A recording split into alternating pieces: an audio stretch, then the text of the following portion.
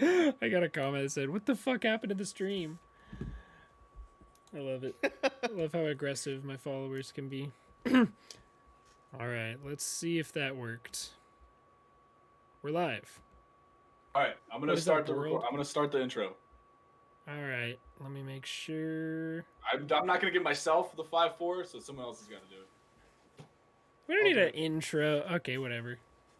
Well, you have to. You have to. I Countdown. mean, I'm gonna upload it to Spotify, and I'm still gonna upload it to our normal YouTube channel. So. Olivia, shut up.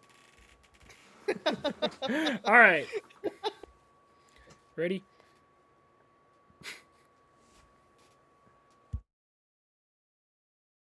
What's going on YouTube?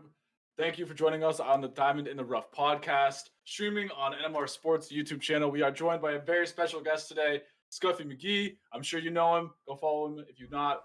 But as always, before we jump into that, make sure you're following us on Twitter and Instagram at DIR Podcast. Obviously, this episode is going to go live on our YouTube channel. We just couldn't actually stream it on our YouTube channel yet. That's Diamond in the Rough Podcast on YouTube. And of course, it's also available on Spotify at Diamond in the Rough Podcast. And then myself, McMiller42, MIC42. No, not MIC42, MIC Miller42. I forgot one of the most important parts. That's Twitch, YouTube, Twitter, and Instagram. Scuffy, how's it going, man? Doing good. Appreciate having me on. Absolutely. Finally able to get it going. Yeah. We're here, so let's get it. We're here with a real life Mets fan. They do exist. Nothing wrong with that. I've never interacted with one this close before. Yeah, me Are too. you being sarcastic, or are you actually? Is that like a real thing for you? To be fair, I don't think I've actually. That's actually not a. That's not a like joke. I don't think I've ever talked to a Mets fan. But you were like grew up in Southern California. Now That's you what I live was in gonna say. Florida, You're probably so from that the makes sense. It makes sense if you're from the West Coast. And Yeah, that cause I know a lot of Yankees fans. Well, Yankee fans they're the quote unquote American team. I mean, you Yeah, have that's true. fans everywhere in the whole world. I mean, you have people wearing the Yankees hats. They don't even know what it is. That's what the Yeah, Yankees true. is, so you'll find that everywhere. Yeah, the Yankees are just out there. It's kind of like that in California with the Dodgers. I feel it's worse for the Padres fans, I feel like, but you know, there's a lot of obnoxious Dodgers fans out there. So One I ring. think, yeah, right. Hey, we got a ring. We'll take it. Yeah, What was that, like almost 20 years ago, though? almost 20 years ago. Yeah, I shouldn't be the one Almost. talking, but I'm just saying. Yeah.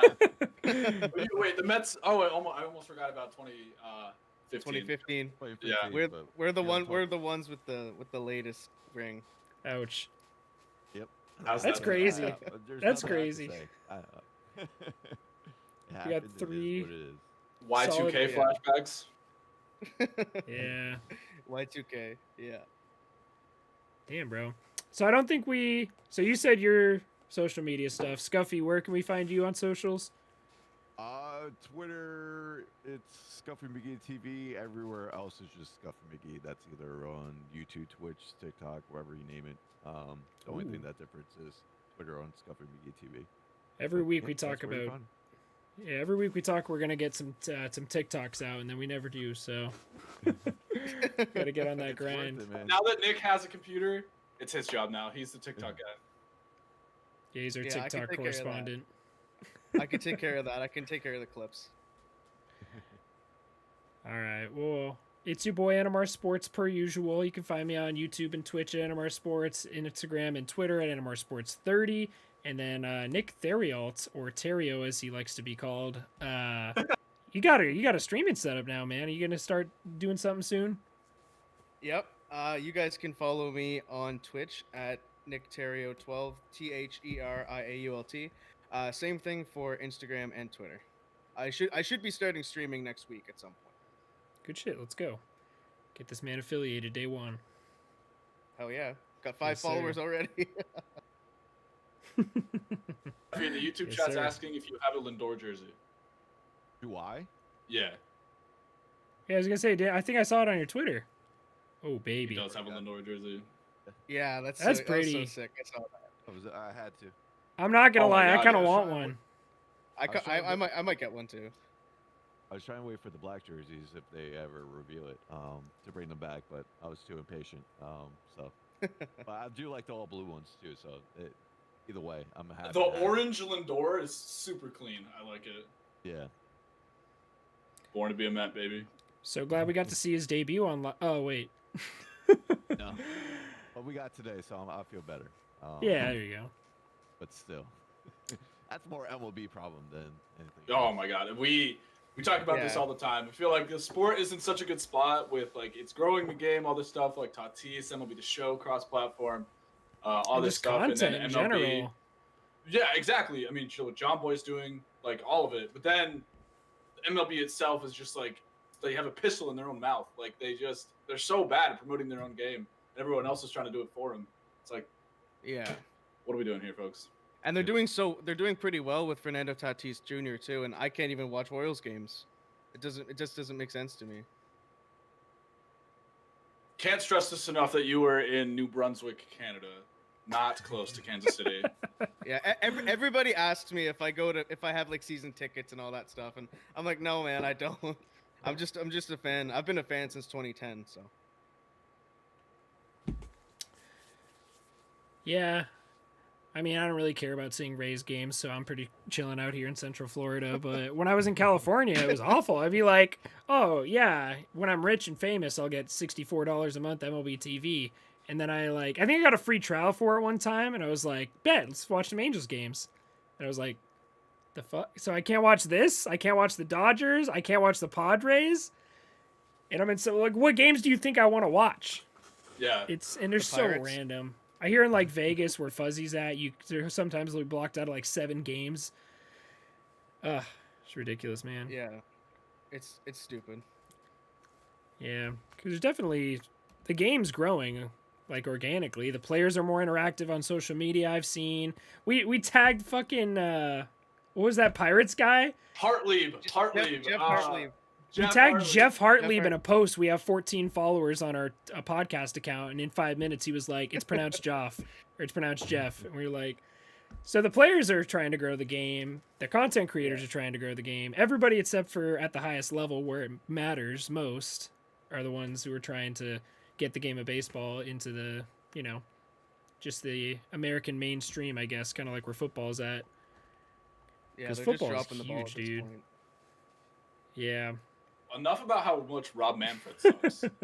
Let's talk about how much the Mets suck. No, just kidding. But we are going What a to segue, Jesus we are Christ. going to move on to the National League East predictions. Just like we do with the NL Central, we're going to go lineup, rotation, pitching staff, and then we'll do our own over predictions.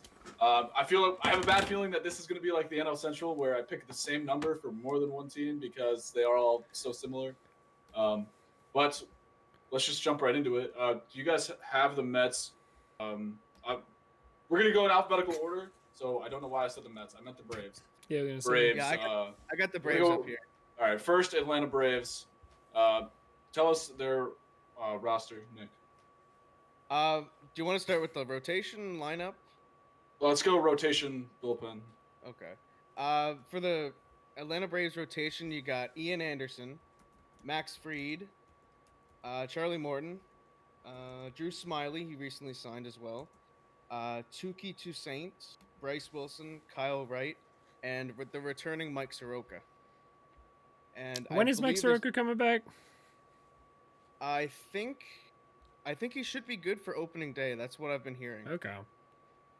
Yeah. Yeah, I'm so in love with this rotation. Goddamn, dude. Yeah, I was I'm about in to love say, with it. like, I don't understand. I feel like their rotation is really underrated, and I don't know how because of like the names that they have. Like, they It's don't yeah, get they're enough all credit for good. one of the best rotations in baseball. People don't talk about it enough. I feel like it's a top 5 rotation. It's Top because they're 5, so top young, 6 too. rotation. You got to think of it. I mean, Yeah. besides Charlie Martin, Drew Smiley, but I mean, Max Fried pretty much put himself on the map last year. Mhm. Same with Mike Soroka was 19. He broke Yeah. out at 19. And that was Yeah. just so unfortunate. Even being a Met fan, you don't like to see those injuries at all. That was And you have awful. Such a What did uh, didn't he? Was it his? Oh, that was a knee. What did he do? Was it his knee? it wasn't his Achilles. I thought. Or no, I think you're right that it was his Achilles. That's what I was trying to think of. Yeah, it was his Achilles. Yeah. Yeah, not good. but honestly the guy I'm highest on this rotation is Ian Anderson, bro. Ian Anderson could be their ace. I'm not gonna maybe not this year, but maybe next year, 2 years from now. I'm super excited about him. I feel like we just haven't even begun to see what he's capable of. I know Max Fried's probably their ace at the moment, but obviously Mike Soroka coming back is huge for them, and Charlie Morton's been very good his entire career, realistically. So, and Charlie Morton's also going to be a really good guy for these younger guys to be around, who's had a lot of playoff experience, a lot of big game moments, and he's honestly hasn't really come up short in any big game scenarios. So. Big Chuck, man. Big game Yeah. Chuck. So yeah, Yeah. I think this is a very well put together, and I'm super high on the Braves in general, but their rotation is probably the thing I'm most. I might even be more high on the rotation than the lineup. I would agree with that. Yeah. Yeah, I really like the rotation too. And one other thing about Charlie Morton, I think he's 4-0 in winner take all games. I think that's what it was. Like game sevens or something like that. Like from the last postseason. So, Yeah. Scuffy, obviously, are the Mets are the Braves your scariest opponent in that Yes. division? Yeah. Until someone beats them, without a doubt. I mean, I have. We're going over prediction. Should I not tease it, or? But either way, it's kind of like already teased. I'm already saying. Until someone beats them, they're the team to beat. They looked fantastic last year. Freddie Freeman finally got the MVP. He's always been on the verge, and then something happens. Either he gets injured or something like that. I was very happy, even in a 60-game season. I was very happy for him being Mets bias aside to see him do good and finally get recognition on that. So, but yeah, that lineup is especially getting Zuna back. I still think the rotation is going to just get stronger if Kyle Wright gets his control issues put together. He could be as effective as anyone else in that rotation. I mean, when you look at their rotation, even if they hadn't signed Charlie Morton or Drew Smiley, like their potential rotation of Soroka, Fried, Anderson, Bryce Wilson, and Kyle Wright is just Bryce Wilson looked good in the playoffs last year too. Talk about developing pitching. I mean, that's 5 studs that you developed like in your system that came up, and you have the solidified 5. Like people actually dream of that, and the Braves did it, and then they have even more pitching on the way. Like crazy. It didn't work so well with the Sean Newcomb trade, though. Acquiring young arms has not been the best for them, but I forgot about the downfall of Sean Newcomb. Came up as like this hyped guy, and then just dude, I was so excited for him as an Angels Yeah, prospect.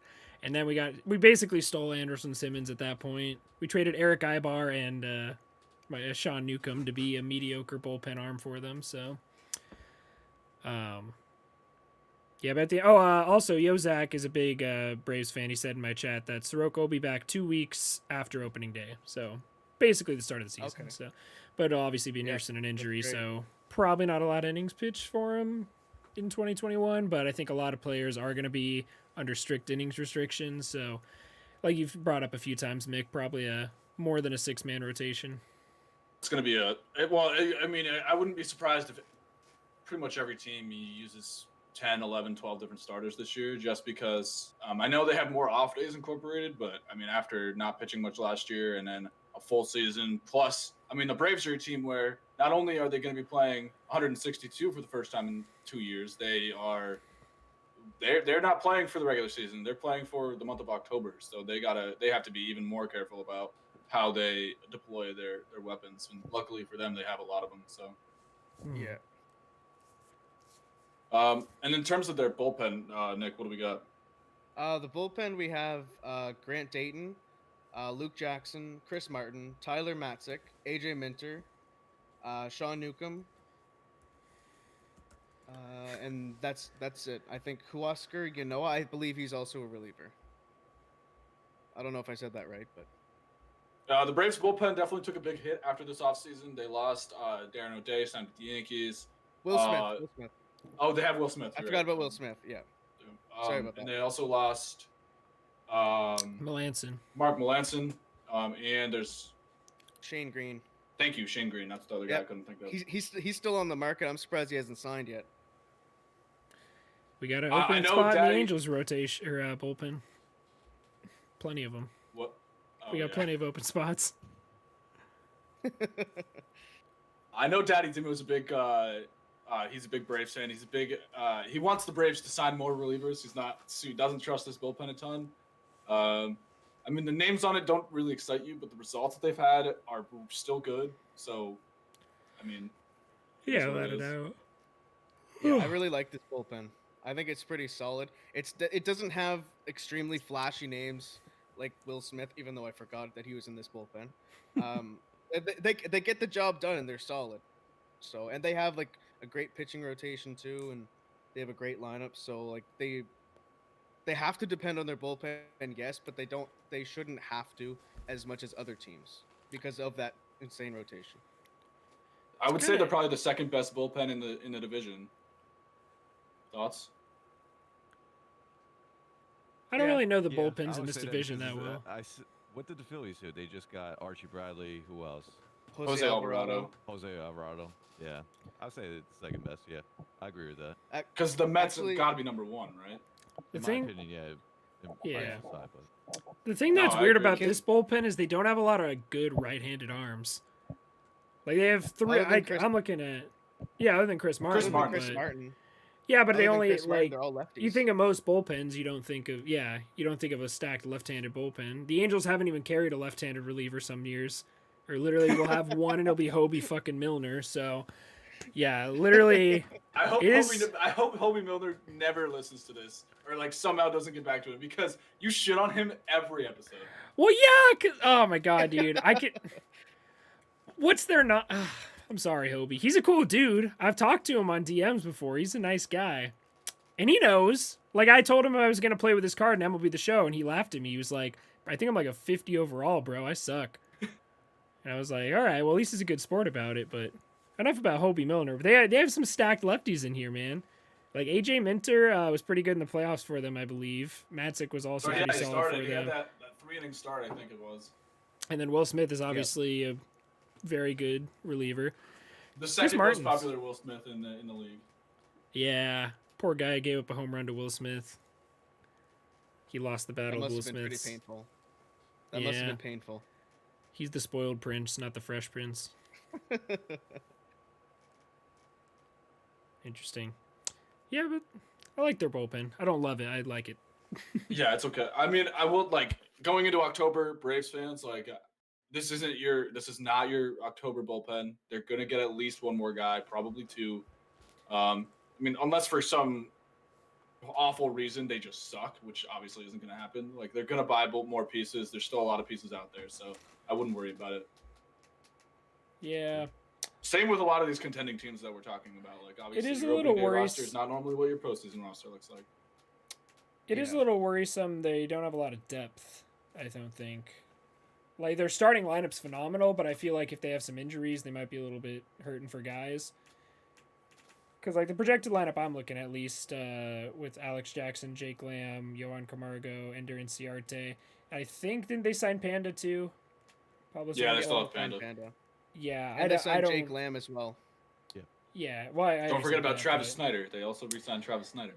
I Wait, just what? don't see like if Yeah. we're, I don't know. I didn't just know see that. if Acuna goes down or Ozuna seems like he'd be the most likely to go down with injury, or maybe Travis d'Arnaud because he's a catcher. I just don't see them having the depth to be able to recover from something like that.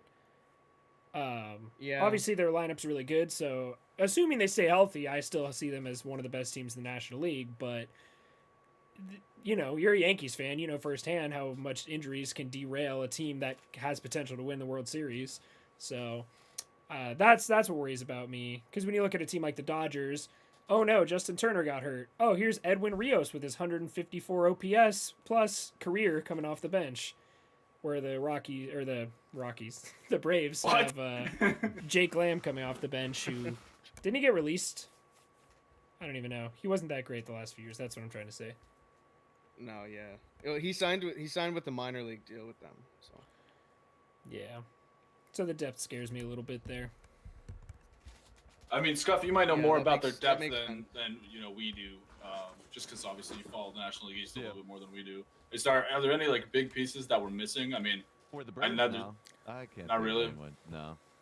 I mean, I don't know if they have any bigger prospect. I mean, obviously Pache, but he's they have projected to Pache, start. They have Drew Waters. Oh, Drew Waters. You're right. Yeah, I forgot Drew about him. Waters as well.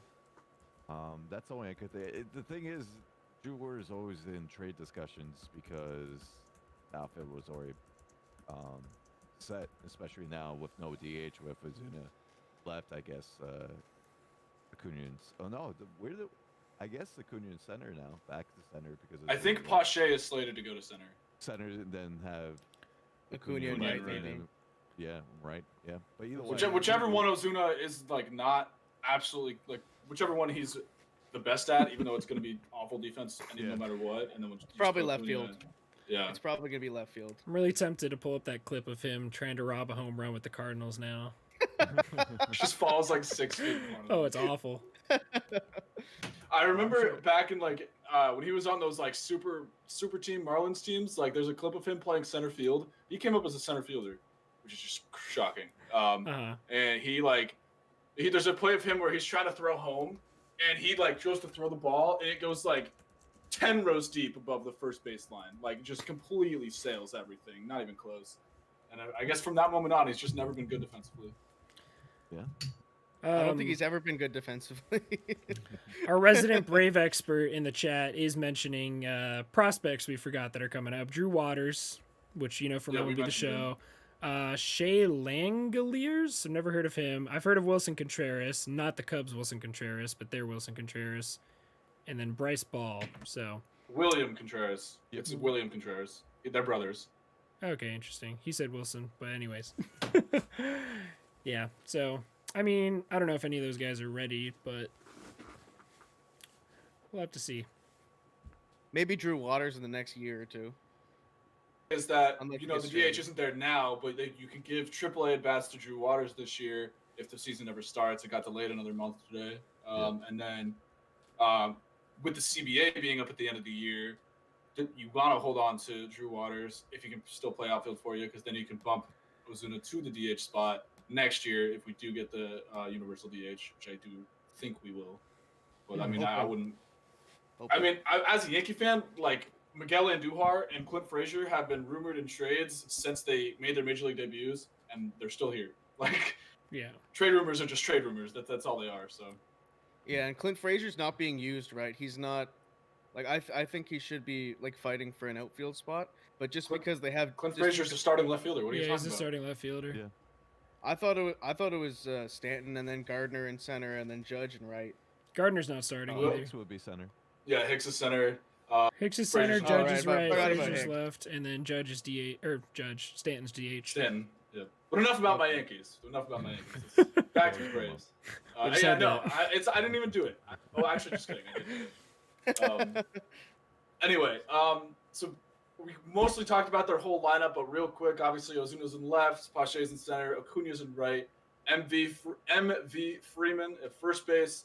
Second base is going to be Ozzy Albies, who I think is going to have a bounce back year. Shortstop, the guy who gets better every year. Probably trade of the century so far, Shelby Miller for Dansby Swanson over at shortstop. Third base is going to be either Johan Camargo or thick boy Austin Riley. And of course, behind the plate, they have Travis d'Arnaud. Fantastic lineup, like we said, if they don't get injured. Yeah. Probably best in the division. That's the chance to be anyway. Yeah, if they do get injuries, I feel like they're kind of screwed with their backups that they have.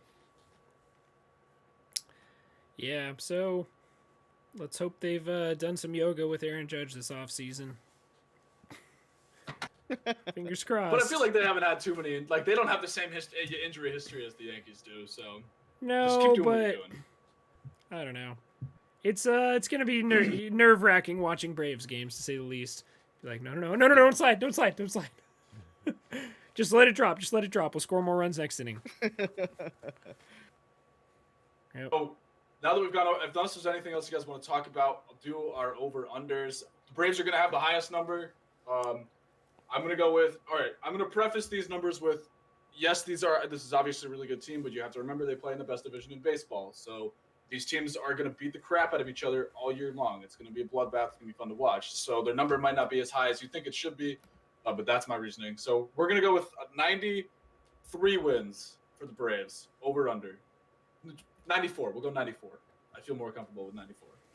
Really, I was gonna say put it lower. Scuffy. I was gonna say lower, 92, 93. Well, actually, So you're yeah. we'll take the under.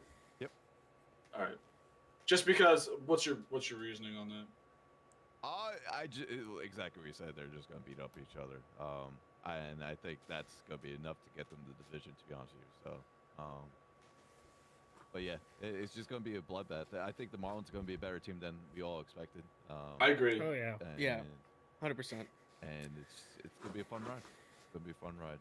I mean, it's gonna be not gonna be fun for me personally. Like throughout the times, I'm sure it's gonna be a struggle here and there, but it's just gonna be see great baseball when it's division games like that. So I'm looking forward to it. Definitely. I mean, if you listened to the NL Central podcast, I talked about it's the same thing except the NL Central is awful and the NL East is amazing, but they're just gonna beat the crap out of each other all year. So it'll be really, really fun to watch, and I'm just so glad the team that I root for is not in the NL East. Oh yeah, definitely.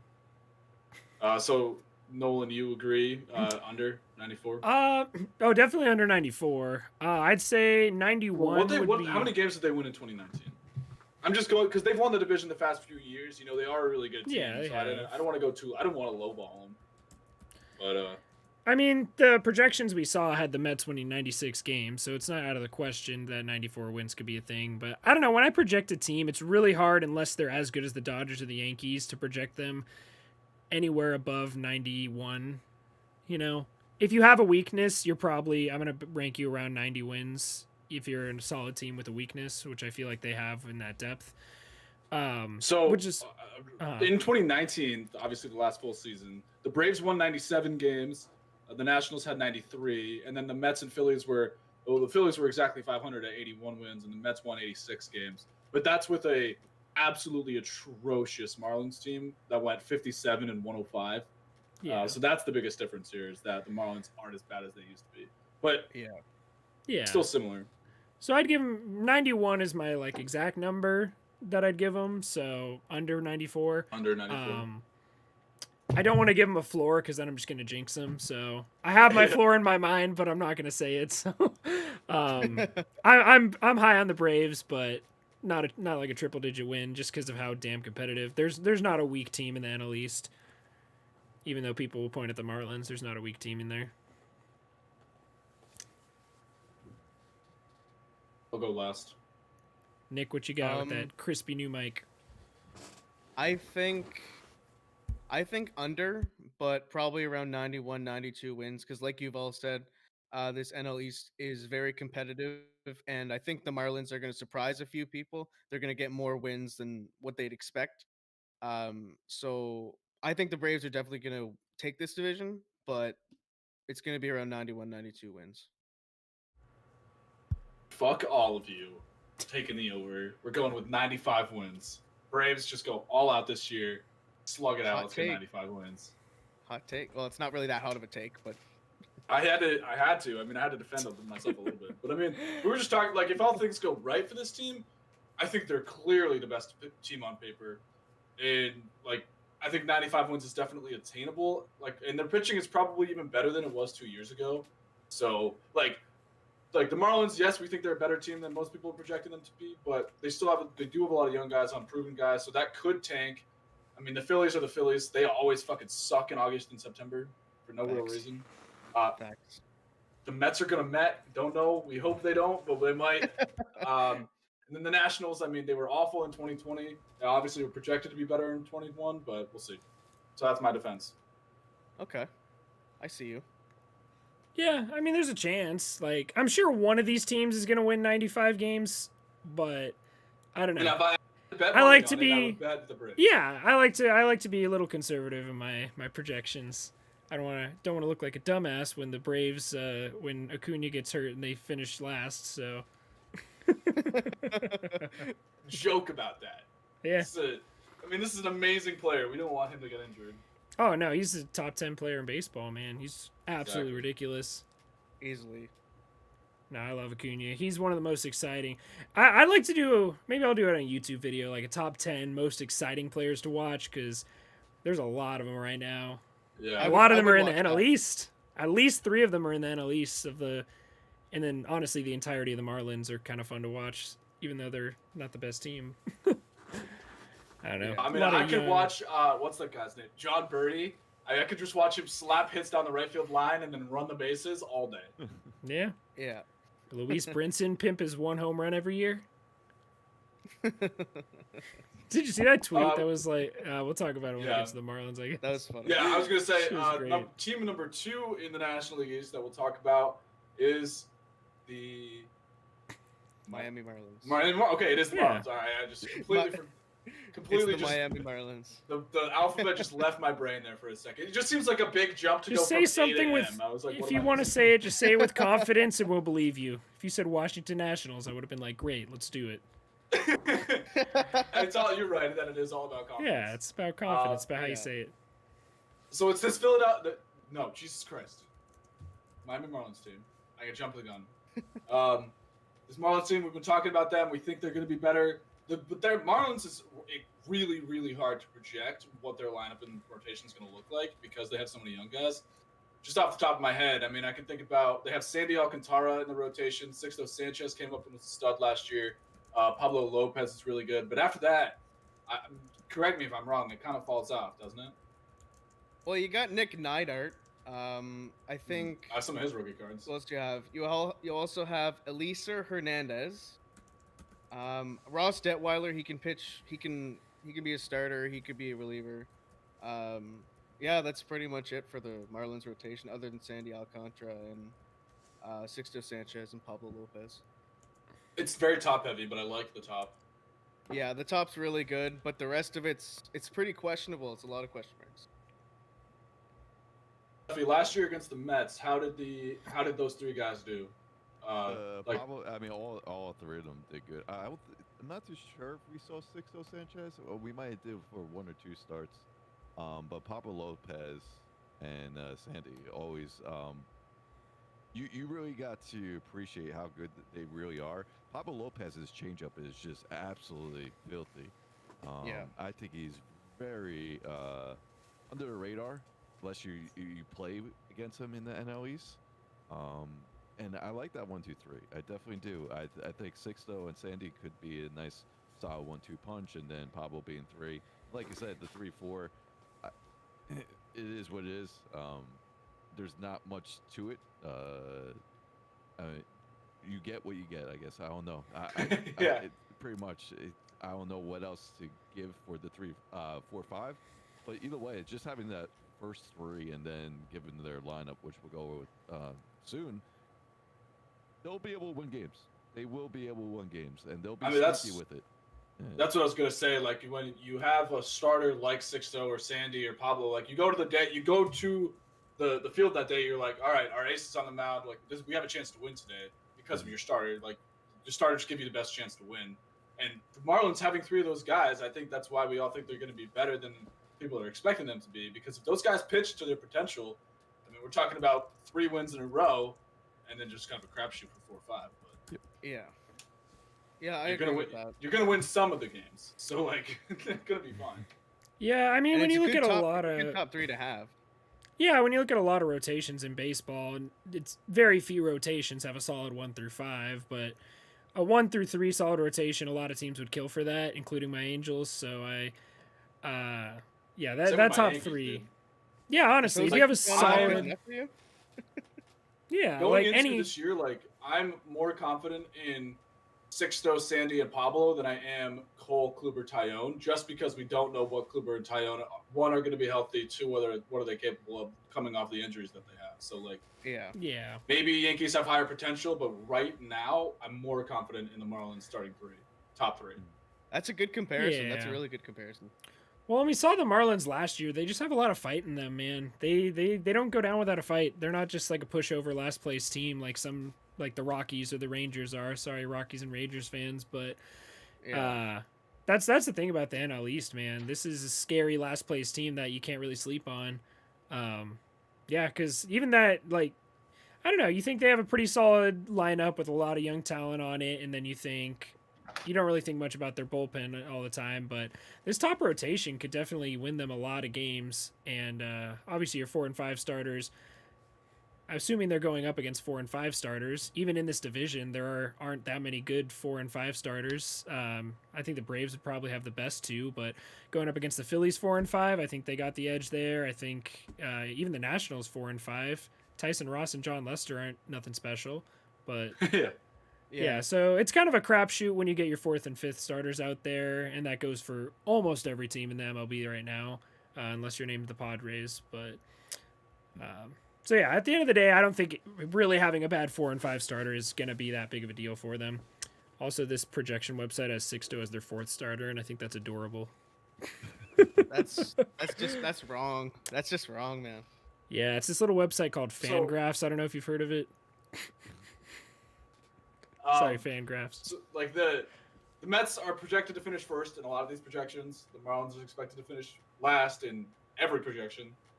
So like Stuffy for me as a Yankee fan, I'm like, all right, the Yankees get to play, like they have the honor of playing the Orioles a lot, which is good because that's going to boost our win total.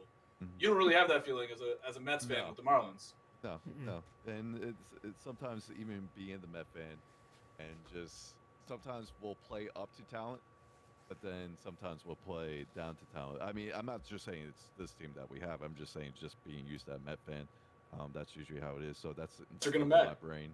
Mets are gonna And- Met. Yeah, it is what it is. But yeah, I don't think you could take a day off when facing the Marlins. They'll find a way. John Birdie is a Met killer. It's funny that you brought him up before, but he is. He just gets base hit after base hit, and then he starts running on you, and Exactly. That's it. And you can plug him anywhere. That's the thing about him. I see him play short. I play him second, everywhere. And I'm saying that with the addition with Duvall, I know we're about to go off the lineup, but this lineup, I mean, has the veteran and it has the young presence, which I really like. It has Absolutely. a mix of both, and I mean, fun to see what they can put together. Yeah, without a doubt. They're the team I'm most confident could escape that 5th place projection. Because like if you look around the league, there's a lot of 5th place teams that are pretty much a lock. Honestly, I could definitely see them escaping that, which is really scary to think that the Nationals or the Phillies or hell, even the Braves or the Mets could have a bad year and end up in 5th place, because none of those teams should be a 5th place team. But When you think about a team from the NL Central making the playoffs, and then you have one of those teams, like a team being a the 5th NL place Central's team. story of like someone has to finish last. Like, it's just mind-boggling. Yeah. Yeah. But Nick, can you go over their bullpen for us? The bullpen, we have Anthony Bass, who signed on the offseason, Richard Blair, Adam Yankee. Simber, John Curtis coming from the Rays, Dylan Floro coming from the Dodgers, Yimi Garcia, James Hoy, who we talked about in the podcast before, and Trevor Rogers. Probably, if you're listening to this and you're like a somewhat casual baseball fan, you've heard of absolutely no one we just said. Yeah. But I mean, those are guys that get outs. I mean, I watched a decent amount of John Curtis with 2 S's, in the playoffs against Curtis. the Yankees, and he didn't. He was bad against the Yankees in the playoffs, but I mean that might be the playoffs against the Yankees. That's not necessarily who he is as a pitcher. And Yimi Garcia it's kind of under the radar, but he does pretty well. He gets outs. And James Hoyt too. He had a really good season last year as well. We talked about that. Yeah. And the underrated episode that we did earlier in Mhm. January. And yeah, I like Yimi Garcia as well. And Dylan Floro, I feel like he never really had a place left on the bullpen for the Dodgers just because they have so many arms. They just had to move him. But I think that brings a good veteran presence to the team. Along with Adam Simber, possibly. A couple years ago, I remember that he was the worst against left-handed hitters. So hopefully that changes. He throws. If you guys don't know who Adam Simber is, he throws from his ankles. He basically grazes the ground as he pitches, but it's not a fast from your ankles. He throws about 84 max. Yeah. Just shoves it up there. So fun to watch, but it's not. You're not watching for the velocity. Yeah, it kind of reminds me of Darren O'Day, like in his pitching mechanics. Exactly. Yeah, but lower to the ground, and Darren O'Day at 45 years old can throw faster than Adam Simber can. So Yeah, he'll probably be able to throw faster at 80 years old, man. yeah. I Yeah, know we'll we'll talk see. about the other teams, but like I think I'm giving them the edge on the Nationals and the Phillies bullpen right now. The Marlins. You could make the argument. I'm not saying I'm all in, but I mean, I'm not super confident in this bullpen. The Marlins do seem like it's a kind of team that's going to be able to. I don't know. They just seem like a team that's going to be shocking us. So some of those bullpen guys, because I'm looking at their projected stats, and projections hate these kind of guys.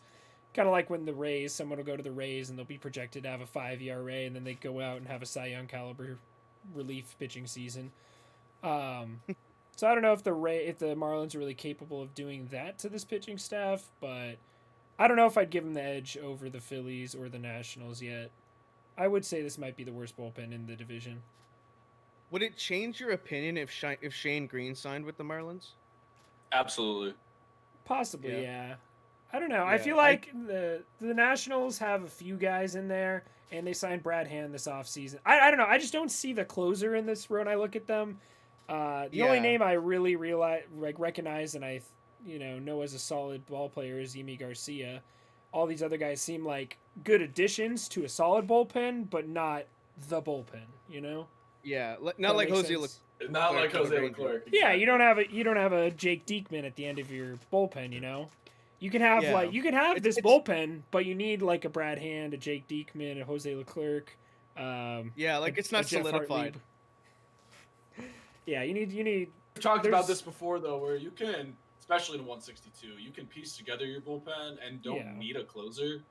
So Tell that to my Angels that blew 15 saves in 60 games last year. But I didn't say you don't need good pitching. I said you don't need a bonus, like you don't need like this man is our closer. You yeah, don't but going into a season with insecurity in your bullpen is not a fun thing to deal with. Can it work out? Yes. Is it likely? No. I don't know. I'd like to consider agree, myself a yeah. bad bullpen expert after many years of watching blown saves and walk-off grand slams.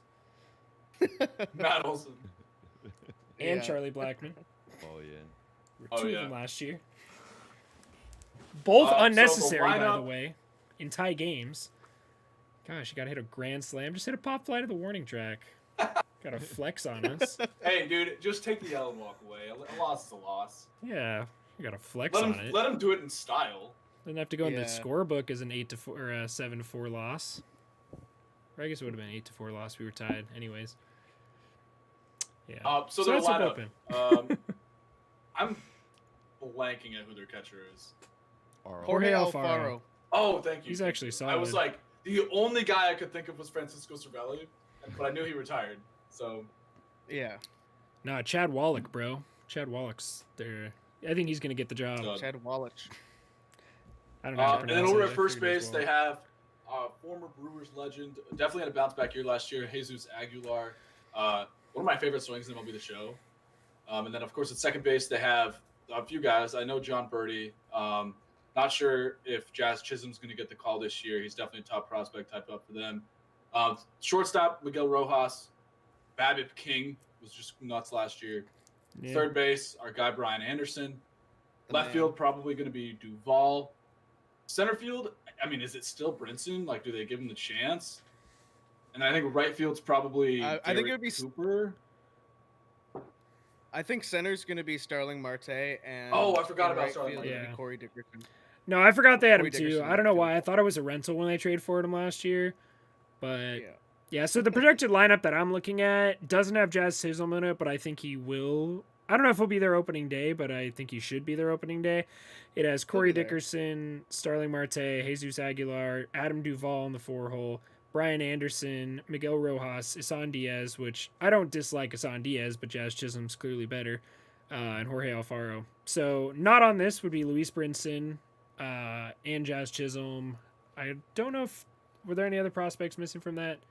They have Jesus Sanchez, who's 23, Garrett Monte Cooper's pretty Harrison. solid. and Magnus Sierra listed on their roster as well. So those guys will definitely probably get some playing time. I really like Garrett Cooper actually, Yeah. even though he doesn't really have a spot in this lineup. which is solid depth, which we were looking for in these rankings. So,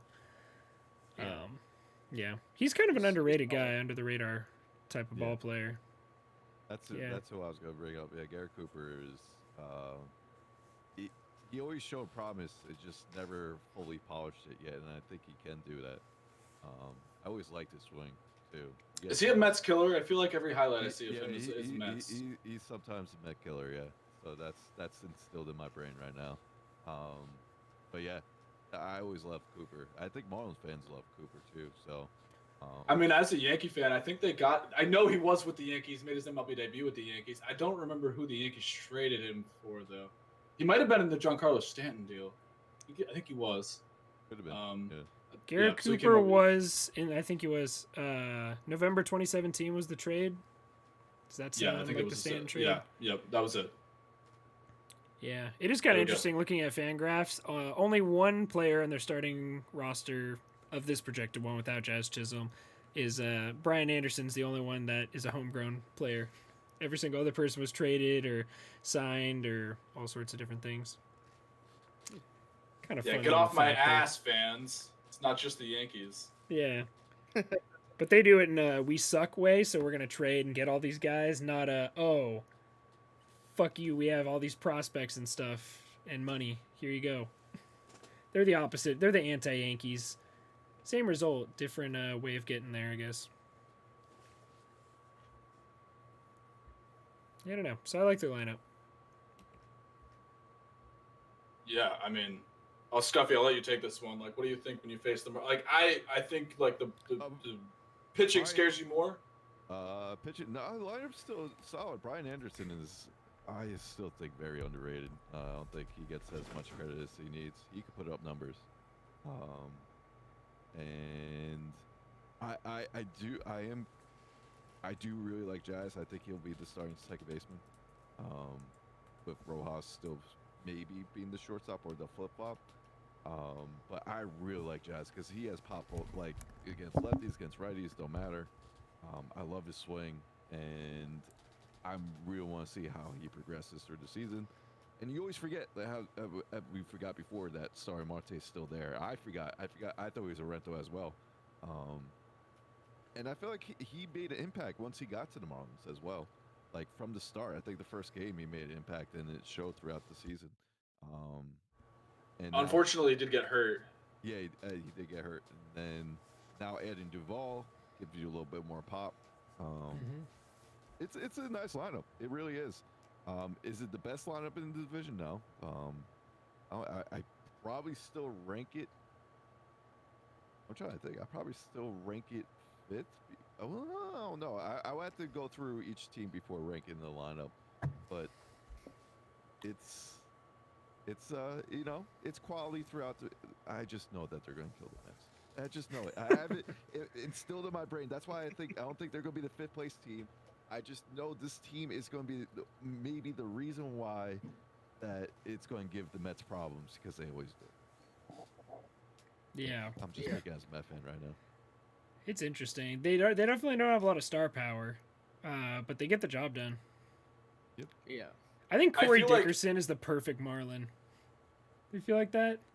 Gets the job done. Forgot he was unsung there, but- hero. Yeah, right? I don't know.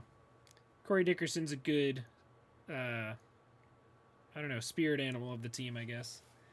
He's always been good. Doing Around the whatever. block. He's been solid his entire career, and he's been on a lot of teams. He came up Mm-hmm. with the Rockies, I think. The Pirates traded for him. He was on the Rays for a hot Yeah, I minute remember there. him on the Rays. Now He he's was with on the the Marlins. Phillies. I'm pretty sure he was on the Phillies too, wasn't he? He might have been, but he's been everywhere, Yeah. and he's just been productive like everywhere. Yeah, he was on the Phillies. The only reason I say that is because I was watching Bryce Harper's walk-off grand slam yesterday, and I remember seeing him like in the celebration. So that's why I said that. Yeah. Oh, It's yeah, an I interesting mean, lineup. I do think it's the fifth best in the division, but you know, it could perform above the fifth best in the division.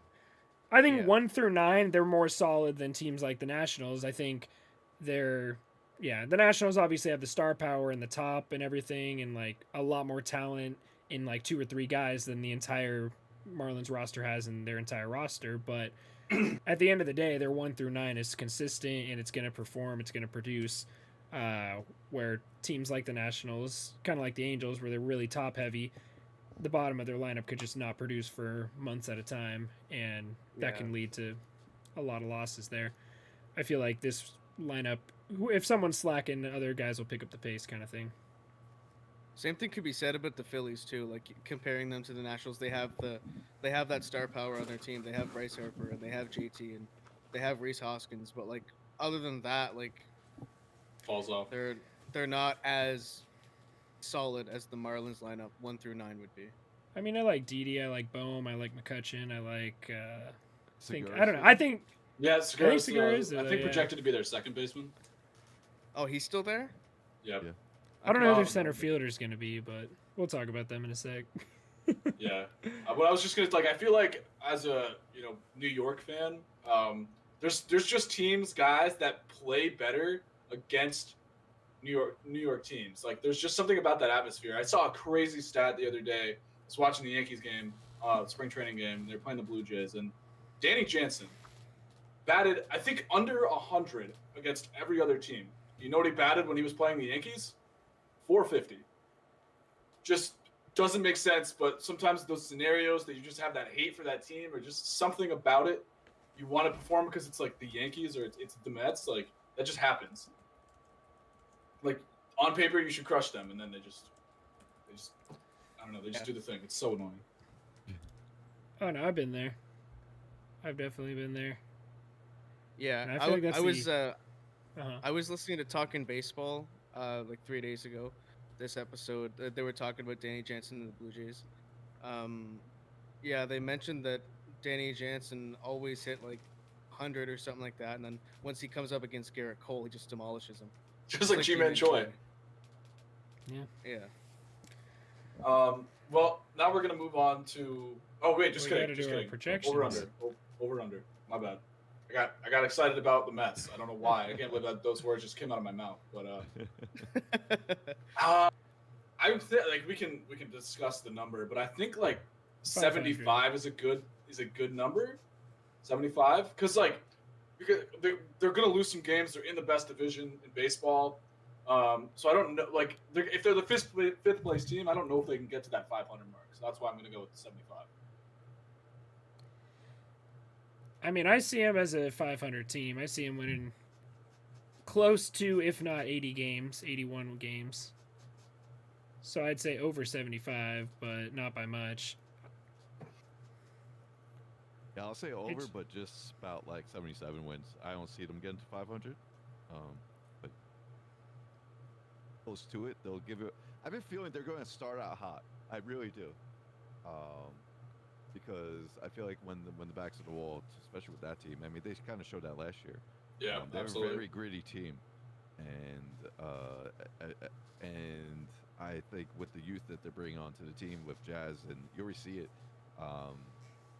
within the past couple days just for spring training, the energize with that, and I think they're going to start hot, but they'll cool off a little bit and then end around, I say, about 77 wins. I don't mind that. Nick, what do you got? I would say about the same. I think people underestimate them just because they don't have that star power. I think they'll probably finish around 76 or 77 wins. Like Scuffy said, I can't see them being like a 500 team, but they'll be close. I should have gone with 77. I'm just off with my numbers. That would have been more of a debate. To make up for my over prediction with the Braves, I will take the under, but with 73, 74. I'm worried about the pitching, the longevity of it, and also, you could make the argument maybe some of these guys overperformed last year, like a John Birdie or a Jesus Aguilar. So I don't know. We'll see. I guess it depends on how good the top of this division is. But I will take the under, but barely. Because when you think about it, we just went back to 2019. I know they made the playoffs last year, but weird season. Just ignore that for a sec. Let's say they do win 77 games. They won 57 games in 2019. That 2-year span of a 20-win jump when every other team in your division is getting better, that's impressive. That's a win right there. That's how you want to rebuild. I think rebuilding teams like that would kill to like be 20 games better than they were 2 years ago. Yeah, they didn't really add that much particularly. They're still waiting for their stud prospects to, take over and become stars. So, I do see this team being at the top of the division in probably 5 years, but for now they're just going to have to battle it out and work on development. It's more about developing this year than obviously winning the division, so like I said, there's no reason they can't surprise us and not finish 5th in this division. That's why I put them at 500 or slightly above, just because I don't know, they're just too good to... They're just so much better than every other 5th place team in baseball. It's just hard for me to say they'd be that far under 500. Yeah. Well, it's only a few games, but you're right. You're right. And I know they play a lot of games in the division, but obviously they're going to play the NL Central teams once, so that's going to be free wins. And I don't know. The NL West, obviously, the top 2 teams are really good, but I think they'll beat up on the bad competition, and that's what'll get them to that 500 record. And obviously, they're not going to not win any games against teams like the Mets. So maybe they'll just get a nice little sweep in there of the Mets, and that'll put them over the mountaintop to 500. It would happen.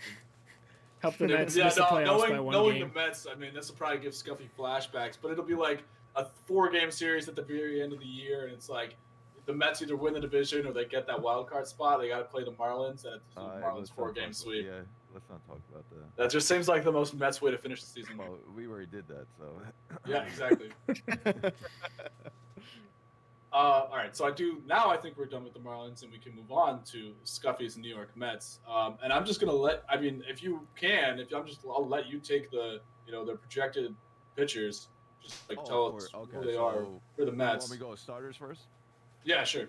So starters, especially for right now, it's going to be, of course, DeGrom, best pitcher in baseball. I don't care what you say. No, we're agreeing with you. We full on agree with you. We all agree. I would just say, best pitcher in baseball. I think Carrasco takes the second spot over Stroman at first. So I think it's going to be Carrasco, then Stroman, Walker, who we just pick up. I think that was a fantastic pickup. Not only that, for a couple years too. So now we have Carrasco, Walker, and DeGrom for multiple more years than just year, since Stroman is a free agent after this year. And then I still think Pearson is going to be our 5th starter. I know they got Joey. I can't say his last name, so I'm calling him Joey. That's why. Lucchesi. Yep. Lucchesi. There you go. They will battle it out. I know they'll battle out in the spring, but I think David Pearson showed something last year, and it's well worth of giving him the shot this year to be the number 5th starter. I'm very curious how I always spot his name, Yamamoto, is going to do. Jordan Yamamoto. Yeah, he pitched today. Of course, he didn't have the great 2020, but 2019 he had 3-4 solid starts. I was surprised the Marlins actually dropped him. So was I. I was going to bring that up. So I'm very curious how he's going to be. But those are going to be our top 5 until Noah gets back. Once Noah gets back, then they might go with a 6-man rotation just to ease Noah into it, so we don't use as many innings as you want to, especially since coming off Tommy John. So that'll be pretty much our starting rotation. But the key thing that we never really had is quality depth for the Mets. I think that was their key going into the offseason.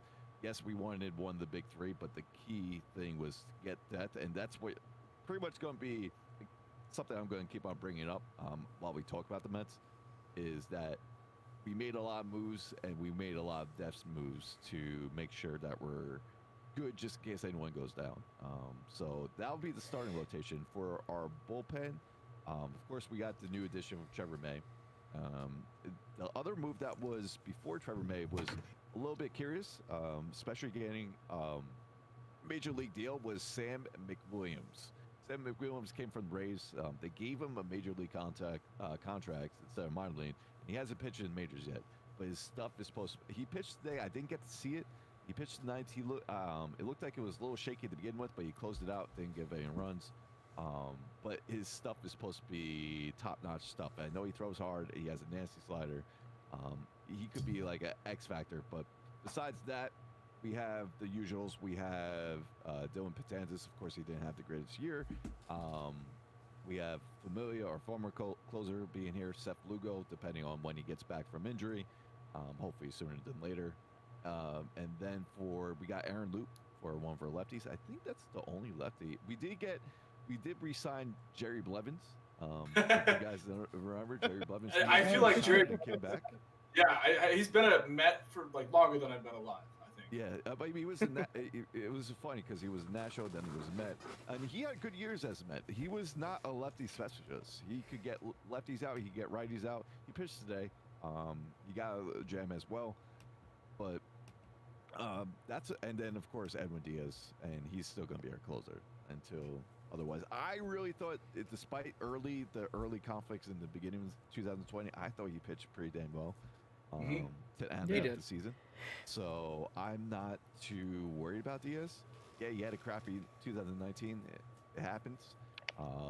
And then after that, we do have a little bit more depth. I like Drew Smith. I think Drew Smith has good stuff. And then we also still have Miguel Castro, who we traded from the Orioles from last year for the bullpen. But those are the pitchers. We'll get to the lineup afterwards. So, did you mention Trevor May? Yeah, yes, it was the first one. Okay, He first thing I missed. Yeah. Yeah. Sorry, I zoned out for a sec there. I just No, wanted to it's all double good. check. But yeah, I like what we have to offer. I do think we do have the best bullpen in the NL East. Yeah. Yeah, it's deep. Yeah, you could go a lot of different ways. If someone's not performing in their spot, you could rotate things. Like, I think if Diaz does struggle again and Lugo comes back, he's going to be our closer. Even though That's what I was like. Lugo is underrated as hell as a reliever. The only thing, he doesn't like pitching consecutive days. So that's the only thing that worries me for me saying that. Like, he'd rather not pitch consecutive days. He'd rather just pitch one and then pitch 2 innings, say 1 game, and then take a day off and then come back. So I'm not sure if he wants to be that closer. I'm very curious how Trevor's going to. I really am. I think he's finally unlocking his potential, and now he's back with Hefner. He has just swing and miss stuff. We saw that last year a lot. His whiff percentage was up. I think it was in the higher tier for relievers last year, and it's only going to get better. I'm looking up his stats right now. But like, even a guy you mentioned, like Dellin Betances, like I'm biased, obviously, but like when Dellin Betances is right, he's the nastiest pitcher in baseball. He is just disgusting. So to have that guy as like your 5th or 6th bullpen piece that might come back and just like pitch like a closer, great place to be. And he's pitching for a contract, so exactly. Yeah. We'll see what happens. Well, yeah, and Juris Familia used to be elite. What was that? Well, really, he mentioned Trevor May's whiff percentage, 99th percentile, so top 1%. Yeah, whiff percentage. It's crazy. Yep. Yeah, he's crazy. Yeah, he's a solid bullpen. Are you worried about the fact that you don't have a solid lefty? I don't think it really matters, but Joey. I think they're going to use Joey as relief piece, spot starter, and then relief piece. Similar to how they tried to do with Matz last year. It didn't work out with Matz. Steven Matz. Yeah, so. Steven Matz was so good when he came up. I was really high on Steven Matz when he came up. I went to when he was on his dominant run, and when he was just consistently throwing strikes. But that mental aspect of his always takes him out of the games, especially the first inning. You'll know he was always known giving up. If he gives up a run in the first inning, that was it. He'll never come back from it. Damn. But he always had that stuff. I'm hoping the well, because he is just, even off field, he's just a fantastic dude. He does a lot of charity stuff. He does a lot of stuff with the firemen stuff. I'm rooting for him. I hope Change of Scenery does him well. And I hope he does good with Toronto. So I am a big fan of Matt's for multiple reasons. And if he could put it all together and just consistently just pound the strike zone, because when he pounds the strike zone inside to righties with that fastball of his, because he could throw, it's a live fastball. It's not just he throws a high fly. It's a very live fastball. You just know that it's swing and miss stuff. And I'm hoping he could get that back. Yeah, I mean Toronto's going to be the place to do it because they need that kind of guy in there, whether it's in their pen or their rotation. I feel like they need him as a starter more than they need him as a reliever, but I think he's going to start in the bullpen. I'm not sure. Steven Matt's baseball savant page might make you cry. Just so much blue, so many bad stats. But like, I don't put too much weight don't, into baseball. I savant, do hope he honestly. figures it out. Yeah, it's He's funny only today- 29. He's only 29. Yeah, it's funny today. It was Phillies and Blue Jays facing each other. Who was on the mound? Zach Wheeler was on the Phillies. Steven Matz was on the Blue Jays. So I love it's like the what if scenario. Yeah, like, that'd be how did weird we to get see. here? Yeah, exactly. Yeah.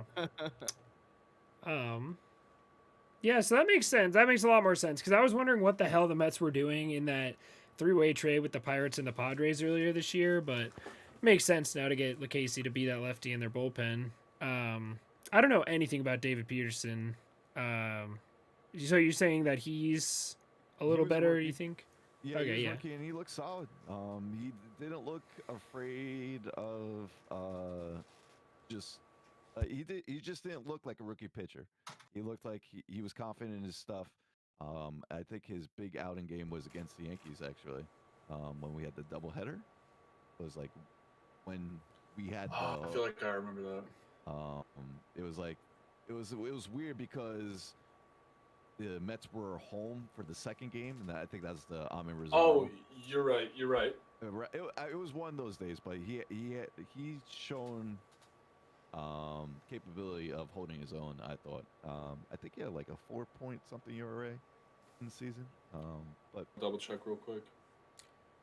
Yeah, it makes But sense. he's to a have lefty that as kinda well, guy. so like yeah, he he's could a lefty as well. Yeah. he could theoretically like we're talking about Lucchesi being that bullpen piece, but I mean Mm. David Peterson could do that as well. Yeah, you could do it as well. He pretty much makes a match. He had a Yeah, that makes 3.44 ERA last year. Okay, so even That- better. Yeah. Yeah, translates to 49 a innings. 123 ERA plus. That's pretty good. I really like that. Yeah, to be your 5-starter, what the hell? What do you have to lose? If he sucks, he's a number 5 Exactly. starter. Yeah, Interesting. exactly. And I mean, He it's seems pretty. He until- seems pretty solid. It's until June because once Noah comes back, I'm not sure if they're going to do a 5-man or a 6-man, and then you have Noah, and I think Noah's going to just with a Oh contract no, year. he's If we don't extend him by string training, he's going to be on the mission, man. I expect 2016 vibes from him when he was Yeah. on top of his game, because when he was on top of his game, before DeGrom became really like DeGrom-like, Syndergaard was electric. It was. Yeah. I thought no one was touching him each day in and out when he was pitching in 2016. I remember watching him and Scherzer going battle back and forth. I went to the game, and it was just such a treat because they both had 10K strikeouts. I'm a sucker for pitching gems. When watching, I just love good pitching, and go figure. I'm a Met fan, so I should like good pitching. Because that's the one thing they do right is generate good pitching. But yeah, I want to see I just want to see what he has in store once he gets back from Tommy John. once he's back, this rotation is scary good. I mean, it's already good. It's good enough to make the playoffs right now, but like DeGrom and Syndergaard, that reminds me of a lot of the 2019 Nationals with Scherzer and Strasburg, and then Carrasco or Stroman could come in and be the Patrick Corbin type of guy to cement them. This seems like people, especially like you've seen those Mets fans who are, I don't know if it's a meme at this point or if they're being serious, that are disappointed in this offseason, but my No, God, you guys can make some I hope it's a serious noise. Yeah, I hope they're Met memes. fans are, I mean, you get that from any fan base, but oh man, I couldn't stand that. Yeah. Yeah, it didn't make sense at all because you've got so many good pieces now. We made over 9-10 moves. Yeah. Like I said, it's all depth. I mean, some of it's depth, but we did get new. I mean, we did trade for top 3, arguably the best shortstop in the game, which we'll get to. Same with, and then we signed McCann. We'll get to it. We'll get to it once we get to the lineup. Yeah. So I'm super high on that rotation. Like I said, definitely a team that making the playoffs, honestly, they can make some noise. I wouldn't. It's dumb to call them a sneaky team because they shouldn't be sneaky looking at this thing. But all anybody thinks about when you think of the playoffs in the National League is the Dodgers and the Padres right now. Hmm. But yeah, the Mets. I might even they're up there with the Padres. On a good day, definitely take DeGrom and Syndergaard over anybody in that Padres rotation. So I mean, yeah, we're talking best pitcher in baseball. yeah, best pitcher in Yeah, baseball, and then Noah Syndergaard has the stuff to be up in that conversation too. A top 5 pitcher, honestly, when he has his stuff working. Hopefully he Syndergaard's one of comes those back. pitchers that you like. It's good for the sport when Syndergaard is on top of his game. Yeah. I mean, he's Thor. Yeah. Like he's massive. He got electric stuff. He's one of those guys where you, even as a Yankee fan, like I want Thor to be good, except against the Yankees, just because it's good for the game and it's so much fun to watch. He's Yeah, also I my like watching father. him pitch. He's my father in MLB The Show.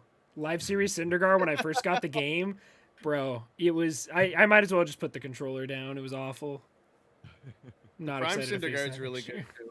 I suck with Prime Syndergaard, man. It was really I love it. unfortunate. I just love can't it. hit him. Because he only has 86 control for the prime. I kind of Yeah. hope a Yeah. little bit more, but I understand it because he throws up to 100. Oh yeah, no, he just got lights out stuff. I fucking love Noah Syndergaard, man. Yeah, I'm me very too. high on these Mets, man. Yeah, So I know it's hard to be Scuffy, optimistic for your own team sometimes because you don't want to scare yourself. No. yeah, that's true. You want to go over the lineup for us? Yeah, sure. So for our catchers, we'll have McCann, Nito. I'll just go over I guess we'll just go over the lineup, what I expect to be.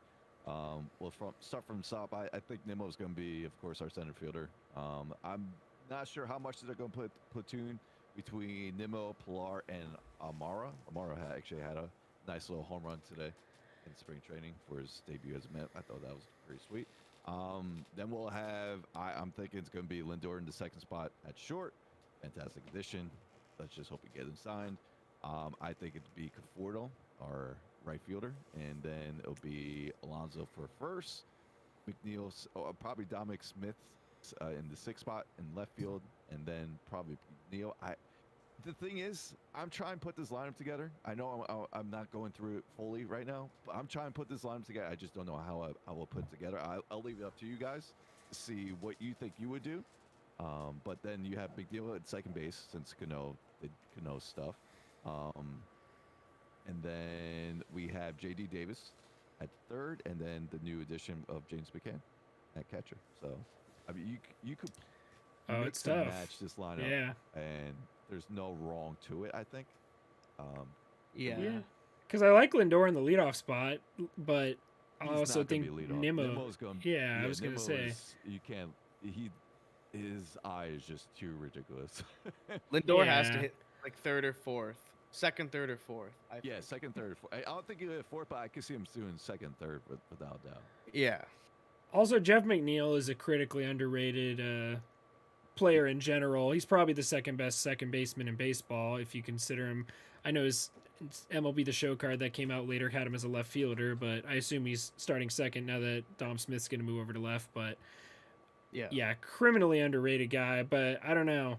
The lineup that I'm looking at that's projected would be Nimmo, McNeil, Lindor, as Conforto in the 4 hole, which is weird for me. I'd probably put Pete Alonso in the 4, who hopefully will be back to his 50 home run self next year.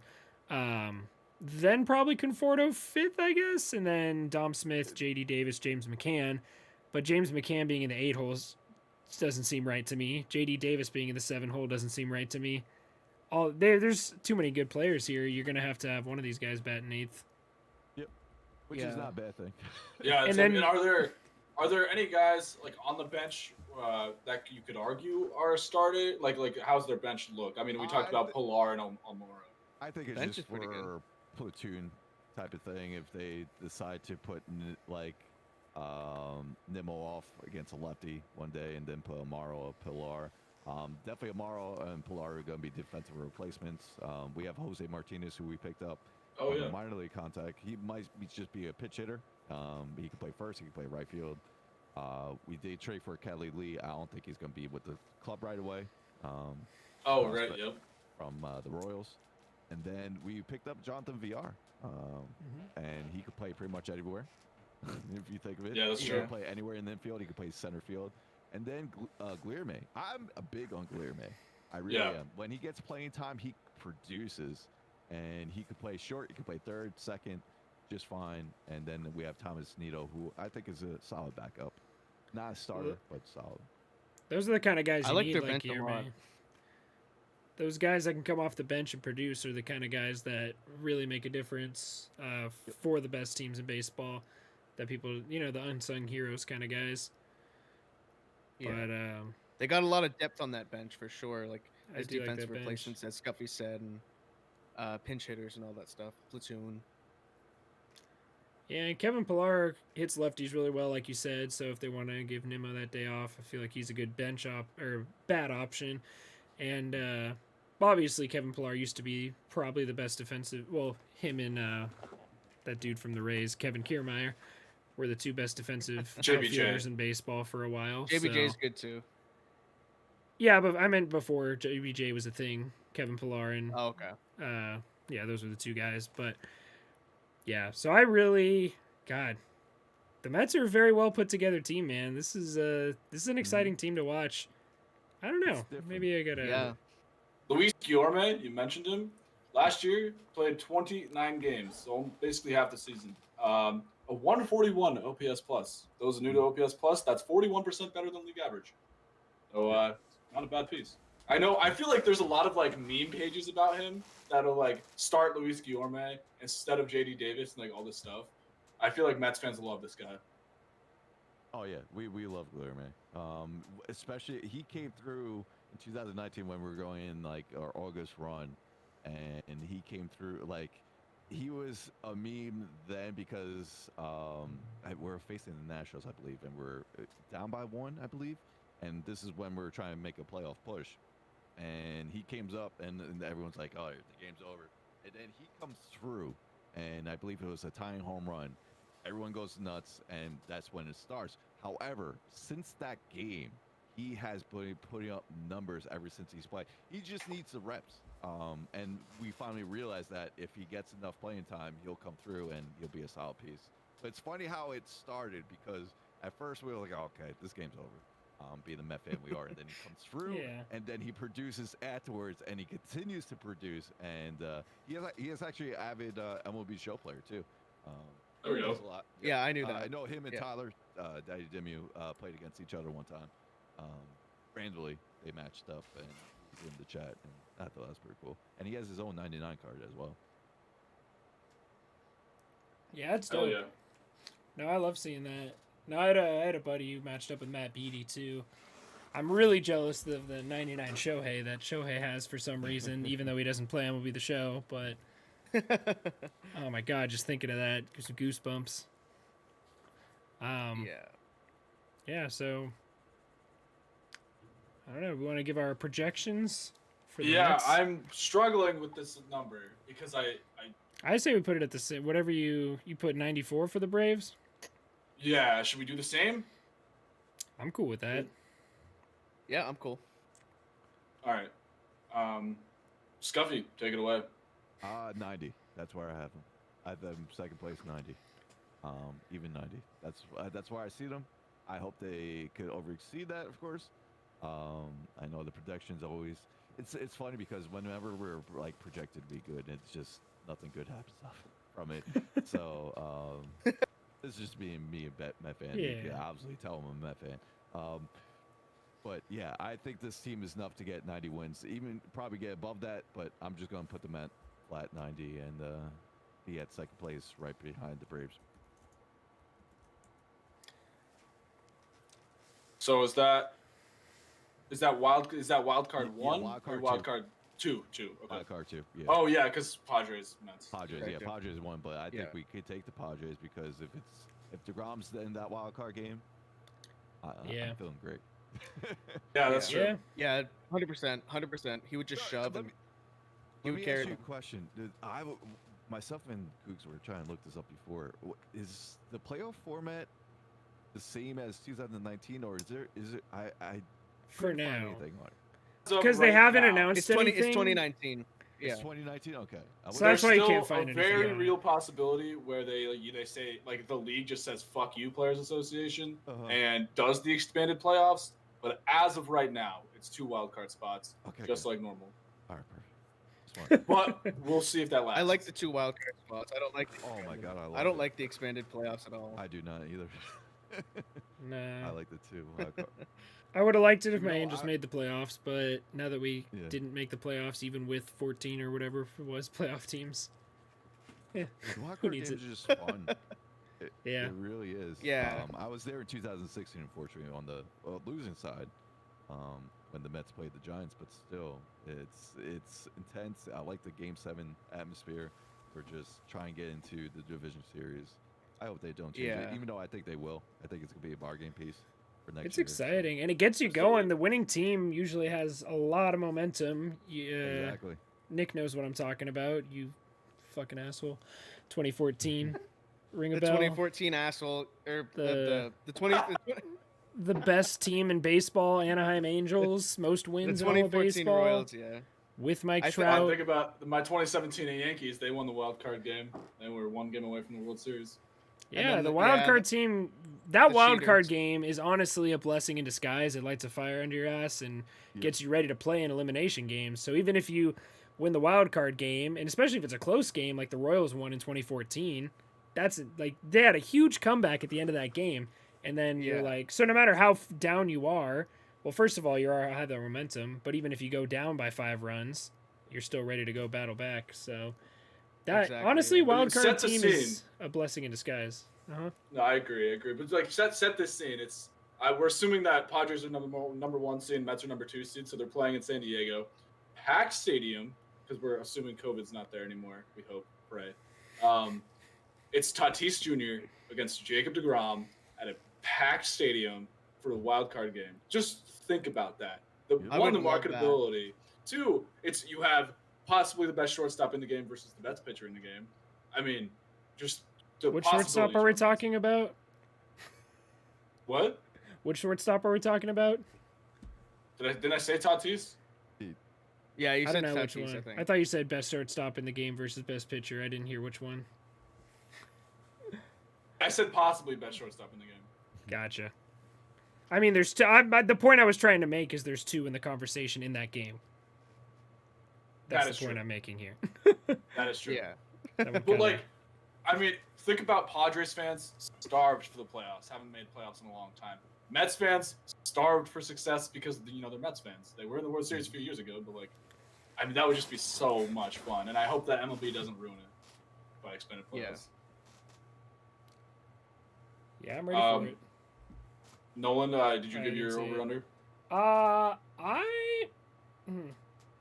I guess I'll say over. Just looking at this lineup and the things I think they could do, I just think they're now looking at this team. I think they have a comparable. I think they have a better rotation than the Braves when Syndergaard's healthy, because they basically have what I think the Braves will be in like 2 years, where their pitchers are just ready to go and they're like absolute studs and they have experience and yeah, they're one of the best players in baseball. So I like their rotation more, I like their bullpen more, and I like the depth that they have more, while I don't necessarily like the starting lineup quite as much. Not that they have a bad starting lineup, it's just they don't have Freddie Freeman, they don't have Ronald Acuna Jr. You could argue that Francisco Lindor is kind of on that level, but I definitely give the edge to Acuna there. So I will take the Mets over the Braves in that aspect, so I'll give them like 95 wins. So over 94, not by much though. Nick, you got I would probably put them around 90, just like Scuffy.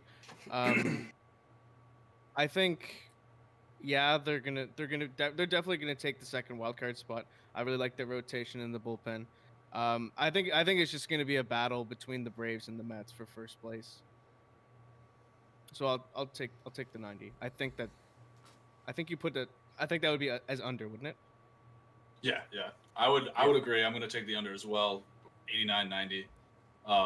Like we've talked about, I mean, they're just going to beat the crap out of each other all year. So, and I think that's honestly like 89 wins, 90 wins doesn't sound like a really successful season.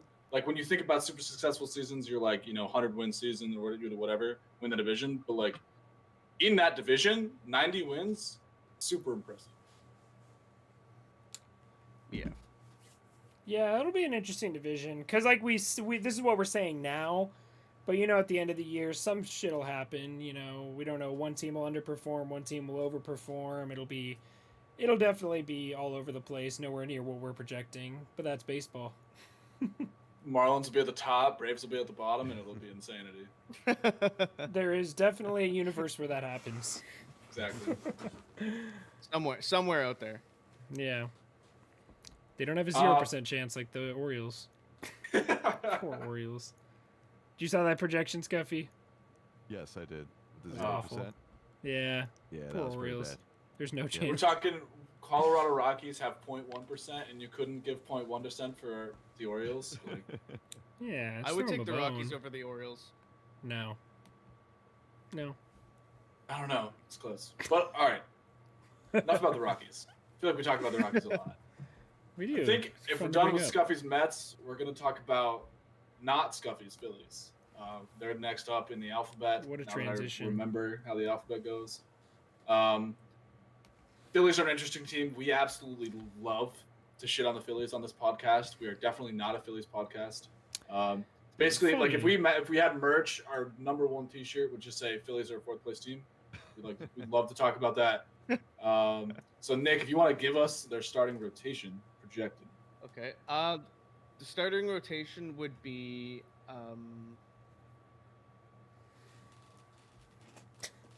I have it here if you want. I don't I think know. we might have Did we lost lose him. him? Yeah, I'll say it here. We got Aaron Nola is their projected number 1. Zach Wheeler would be their number 2. Zach Eflin, number 3. Vince Velasquez, 4. And then Matt Moore is their current number 5. I don't really see what their other options might be here. And we'll just go over our whole pitching staff just in the sake of time. Hector Neris in their bullpen. Archie Bradley is a new addition. Jose Alvarado is a new addition. And he's also very young. He's only 25. Brandon Kinsler is a new addition. He's a non-roster invitee, though, so he's still minor league contract. Tony Watson's a minor league contract. Connor Brogdon, Jojo Romero, David Hale, and Chase Anderson. So, yeah, I honestly thought this bullpen was a little bit better than that. the only two good pieces that I find in this bullpen are actually 3. Kinsler is okay. I would say Archie Bradley and Alvarado would be the back end of that bullpen. I wouldn't even necessarily. I don't know. Alvarado has stuff to prove, I feel like, still. I know he throws hard, and it's hard to not love him after playing MLB The Show, but Yeah. I don't know. Kind of. I like Archie better though. Yeah, he's a Ferrari without a steering wheel, I feel like, at the moment. So we'll give him some time to develop. He's only 25. I thought you threw that in there just to figure out. Archie Bradley's also only 28. I thought he was a little bit older than that. Is he really? Yeah, thought he's he 28. was like in the 30s. Yeah, I right? thought mid-30s as well. Oh man, I thought he was like on his tail end of the career. Nah, It he's feels like No. ages his ago when prime. he hit that triple, right, in the playoffs. Yep. No, he must. Yeah. That was like That 3 was years ago. that I was think. legendary, bro. Yeah, I think it was. Oh man, that was 20 great. Yeah. No, I remember watching that live. It's always those moments I feel like I catch live every once in a while. If I miss a playoff game, nothing happens. No, that was a great one. I do like his addition to this bullpen, though. Hector Neris has been good in the past, but Jose Alvarado, Yeah. I think it's nice to have him in this bullpen now, but the fact that the Rays gave up on him kind of scares me too. Like the Rays are the type of team that would take a guy like Jose Alvarado and turn him into an elite closer or just relief pitcher in general. But the fact that they traded him when he was 25 is kind of a red flag to me. But I don't know. Yeah. Obviously, the Rays aren't perfect. They can make mistakes. They don't usually, though. Yeah, I agree. I agree with that for sure. Just because they're so good at developing talent, specifically pitchers, and in the bullpen, and yeah, I agree with that for sure. But maybe they just didn't need them because they have the bullpen pieces now. Because they have Peter Fairbanks, Ryan Thompson, Nick Anderson, and Diego Castillo. Maybe they just felt like they didn't need them. Yeah, it's always a possibility, but I don't know. It's something about being a young, talented reliever who hasn't quite put it all together yet. I feel like Philadelphia is not the best position to be in. Nope. Something about that doesn't sit right.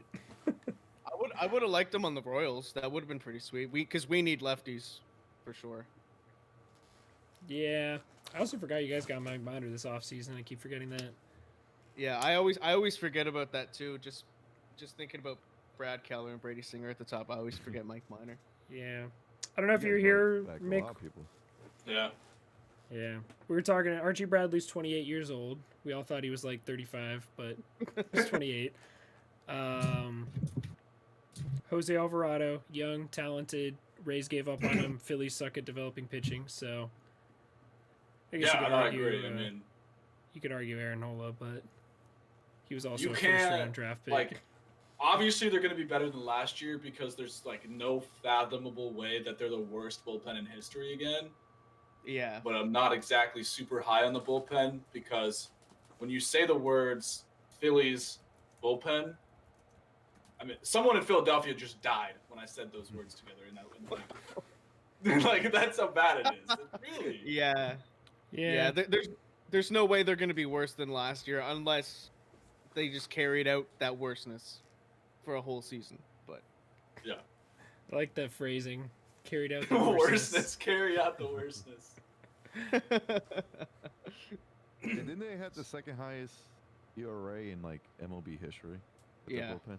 I think it was the highest, wasn't it? I'm pretty sure it was the highest. No, they're 19 something 23 or team Okay. from the Phillies. They were 1 and 2. I think they're 19. It was like early. It was Yeah. number 1, and then they were number 2 off like a 7.39 ERA or something like that. That's wild. Yeah, that's very bad. Yeah, because I remember specifically, like, especially following Shelfie on Twitter, I'd just be scrolling through and I'd be like, holy shit, they did it again. Oh my god, they did it. Did they really? And I'm like, I mean, it'd be the same thing. Like they acquired a couple guys. Like I know, like David Hale was a Yankees guy. Brandon Workman was decent for the Red Sox. Comes over and just pitches like he's never even seen big leaguers before. Like that just they tried a little bit. Just sucks that everyone was bad. Yeah, and they were still one game away from making the playoffs.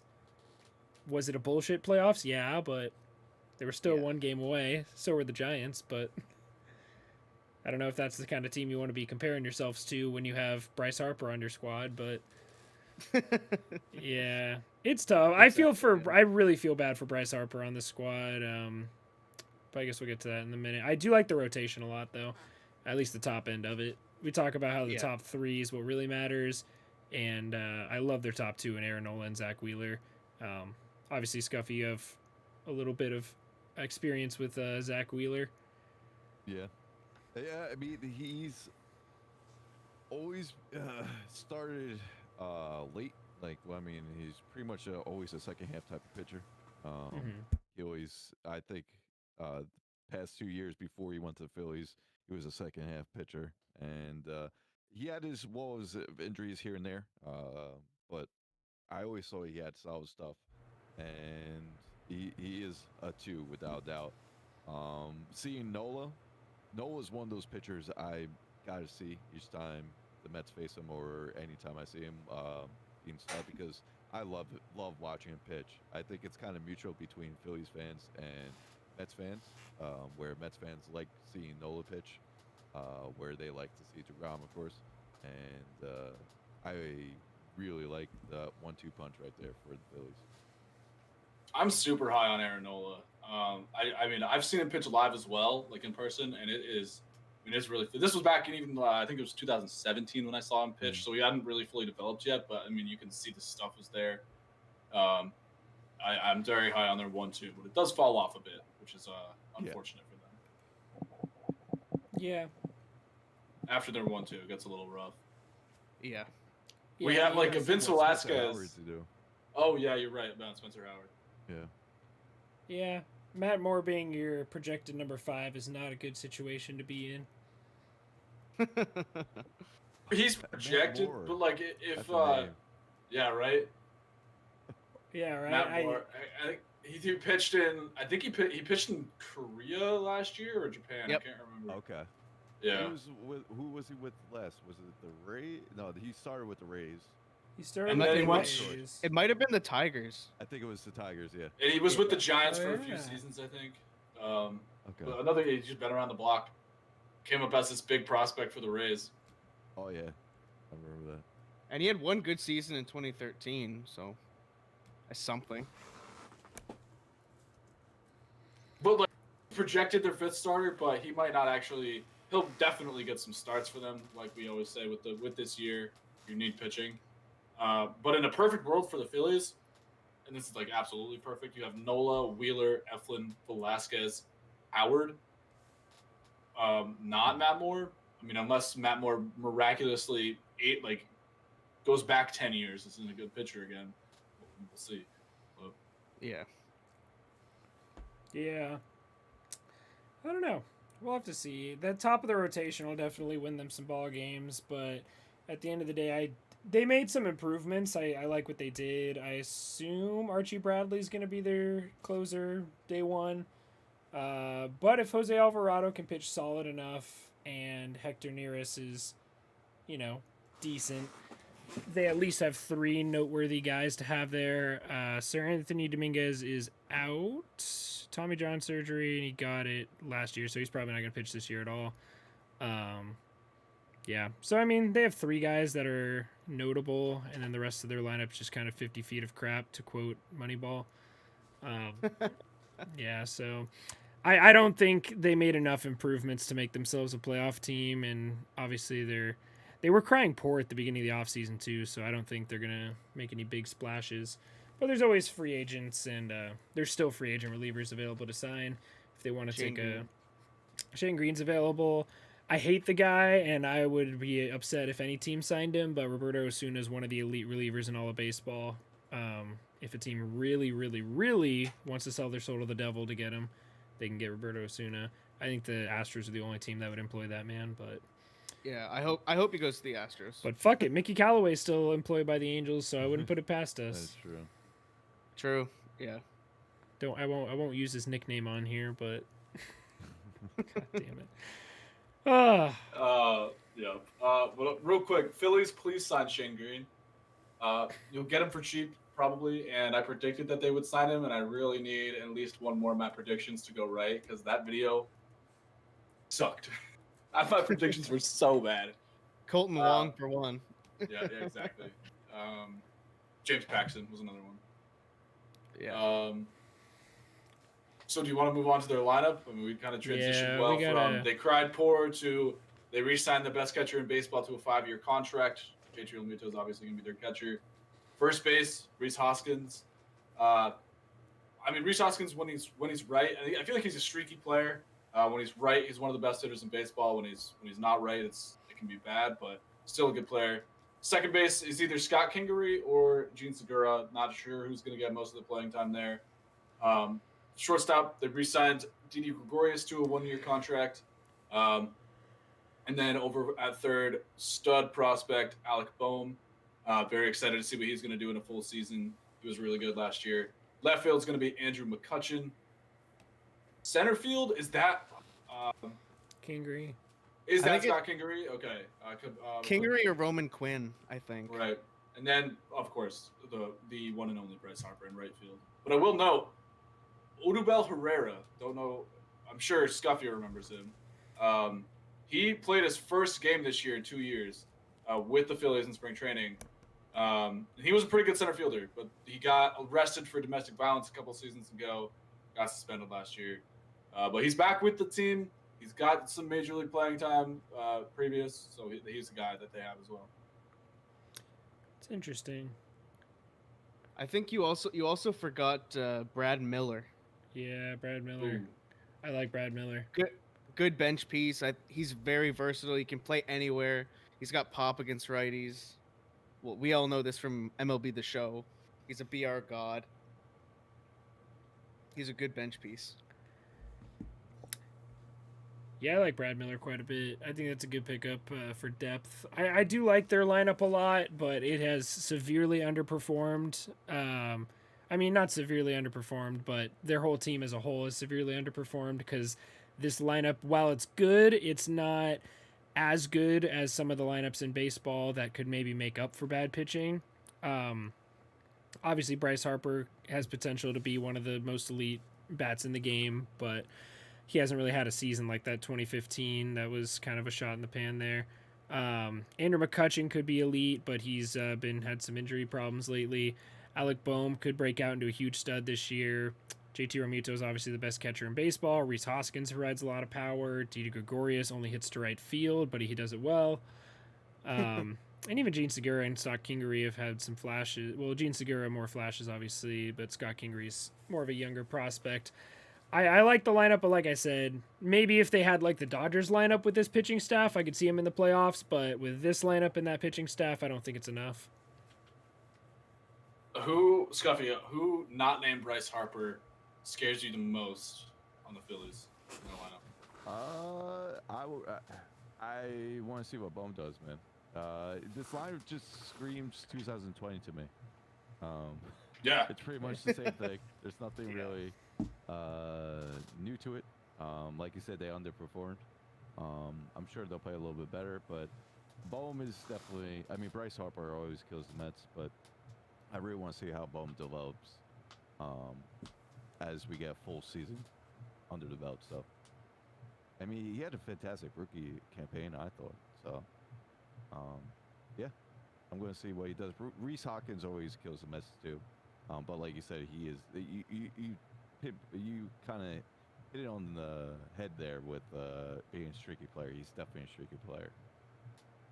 But, yeah, he's just one of those guys. Yep. I mean, Bryce Harper's always going to scare me, no matter what, because he's Bryce Harper. Yeah. It's crazy how he's been saying that he's overrated to the point where he's now underrated. Because it's just nuts, and it's true. He really is. He's a much better player than people give him credit for, and I think that's the definition of being underrated. So now he has JT back, so it should be Bryce Harper's one of those guys where he has like an above average season, have like a 110, 115 OPS plus. And we're like, oh, what a terrible year for Bryce Harper. God, he sucks. He's washed up. Why did they give him $300 million? He's only putting up a 130 OPS plus. Exactly. It's like, you don't know what you're talking about, is what you just told me. Yeah, exactly. Well, he's no Barry Bonds. Honestly. Nah, he was so hyped up as a prospect and everything. I feel like he's definitely not a bad player. There's nobody can say that for sure, but people treat him like he's Mike Trout when he's not. But he has a lot of potential. He just I don't know. I'd like to see him have another MVP season over there in Philly. I feel like, I don't know why, he just seemed like he had more of a fire or something going for him in Washington. I don't know how to describe it, but he was like electric. I mean, he was so young. Like, having that hype, being that young, like, it makes sense that he did some of the stuff that he did. Now he's older, more mature. He's got the money. And I just looked it up. His worst OPS plus in his career, 111. Like, 11% better at his absolute worst. Just makes no sense. His best year, 198. Obviously, that was his MVP season. But even last year, 157 OPS plus in 58 games. Yeah, and he's just under the radar now. Nobody talks about him because nobody talks about the Phillies. I don't hear anything about him anymore, if I'm being honest, unless it's a Twitter battle about if he's overrated or underrated. I think it's fucking hilarious how it's so divided in the population on whether he's underrated or overrated. Yep. It really is. Yeah. I'm ready to move on to the He's Nationals. Oh wait. Well, I was gonna say over under like, what was that, Nolan? Oh, I'm just saying we've been going for 103 minutes. I'm just letting you know. Oh, holy shit! All right. Yeah. Yeah. Well, we'll move on to the Nationals real quick, but we'll do over under. Phillies team is hard. I mean, do we go 81? 83? I'd say 81, 82, maybe. All right, Yeah, I we'll guess go it's fair. 81. We'll go 81 over under. Scuffy, you can go first. 82. I had 82 in my mind before you did the over under, so I'm going to stick to that. I think they're just over 500. I think it's. I really want to put them in the fifth spot, but they're going to be in the. I think they'll do a little bit better than they did last year, and I'm going with 82 over 500. Yeah, just barely. Yeah, I'll give them a little bit more credit. I think their ceiling to me feels like 85, where I think a realistic projection's like 83. So I'll probably 83 seems fair to me. Over 500, but not a playoff team. Nick, I would probably give them 82 wins as well, just because the division's so competitive, and obviously, like you said, Nolan, they're not a playoff team, but I think they are going to finish over 500, barely. I'm not going to take the over or the under. I'm going to say they get 81. I don't know. That just seems like such a Philly season to me where they could go in, they could be really good, but maybe they are really good for the first couple months and then they just suck in September. Yeah, it seems like so a Phillies 81 thing like to me. you can't say it's a successful season because they didn't finish over 500. So that just seems like the Phillies way right now for me. So I'm going to go with 81. Seems fair to me. Yeah, that's fair. And I'm also going to go with 81 because of this last team we're finally going to talk about here, the Washington Nationals, 2019 champions. Some would say the last real champion we had in baseball. I would disagree with them, but people say that. Weird team. Obviously, they won the World Series in 2019. They sucked in 2020. Projected to be pretty good again in 2021. First thoughts about them? I mean, obviously, Scuffy, you guys play them a lot more than the rest of us do.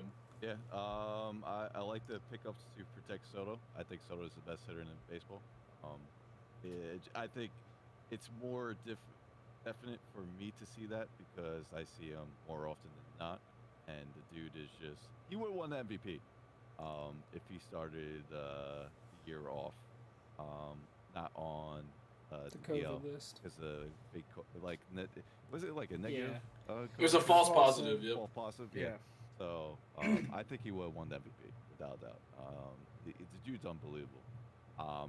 It's crazy how him and Bryce were on the same team for a year. I think he's better than Bryce, hitting wise. Yeah, I agree with that. And besides that, they picked up Schwarber. I think they wanted to see the DH be a thing, but that's not going to be a thing. Schwarber could hold his own in left field though. But He's gotten besides that, better. Trey Turner. Trey Turner scares the living crap out of me. He gets on base. He produces runs. If he's producing, they are a deadly team. Just Yeah. because how much he brings to the table, just on his base running, on everything, he's just so. He's one of those nagging players that you just don't like to face against, and Well, there's so it many just people made me his think of it. speed that don't have any other tools, like a Tim LeCastro or Billy Hamilton, some guys like that. But Trey Turner does it all. He hits for average. He hits for power every once in a while. He definitely gets on base all the time. He has great base running, and he has speed. So he's definitely not a one-dimensional guy. And with, speed, demon speed, with kind of like all five tools, he's definitely a scary guy in that lineup.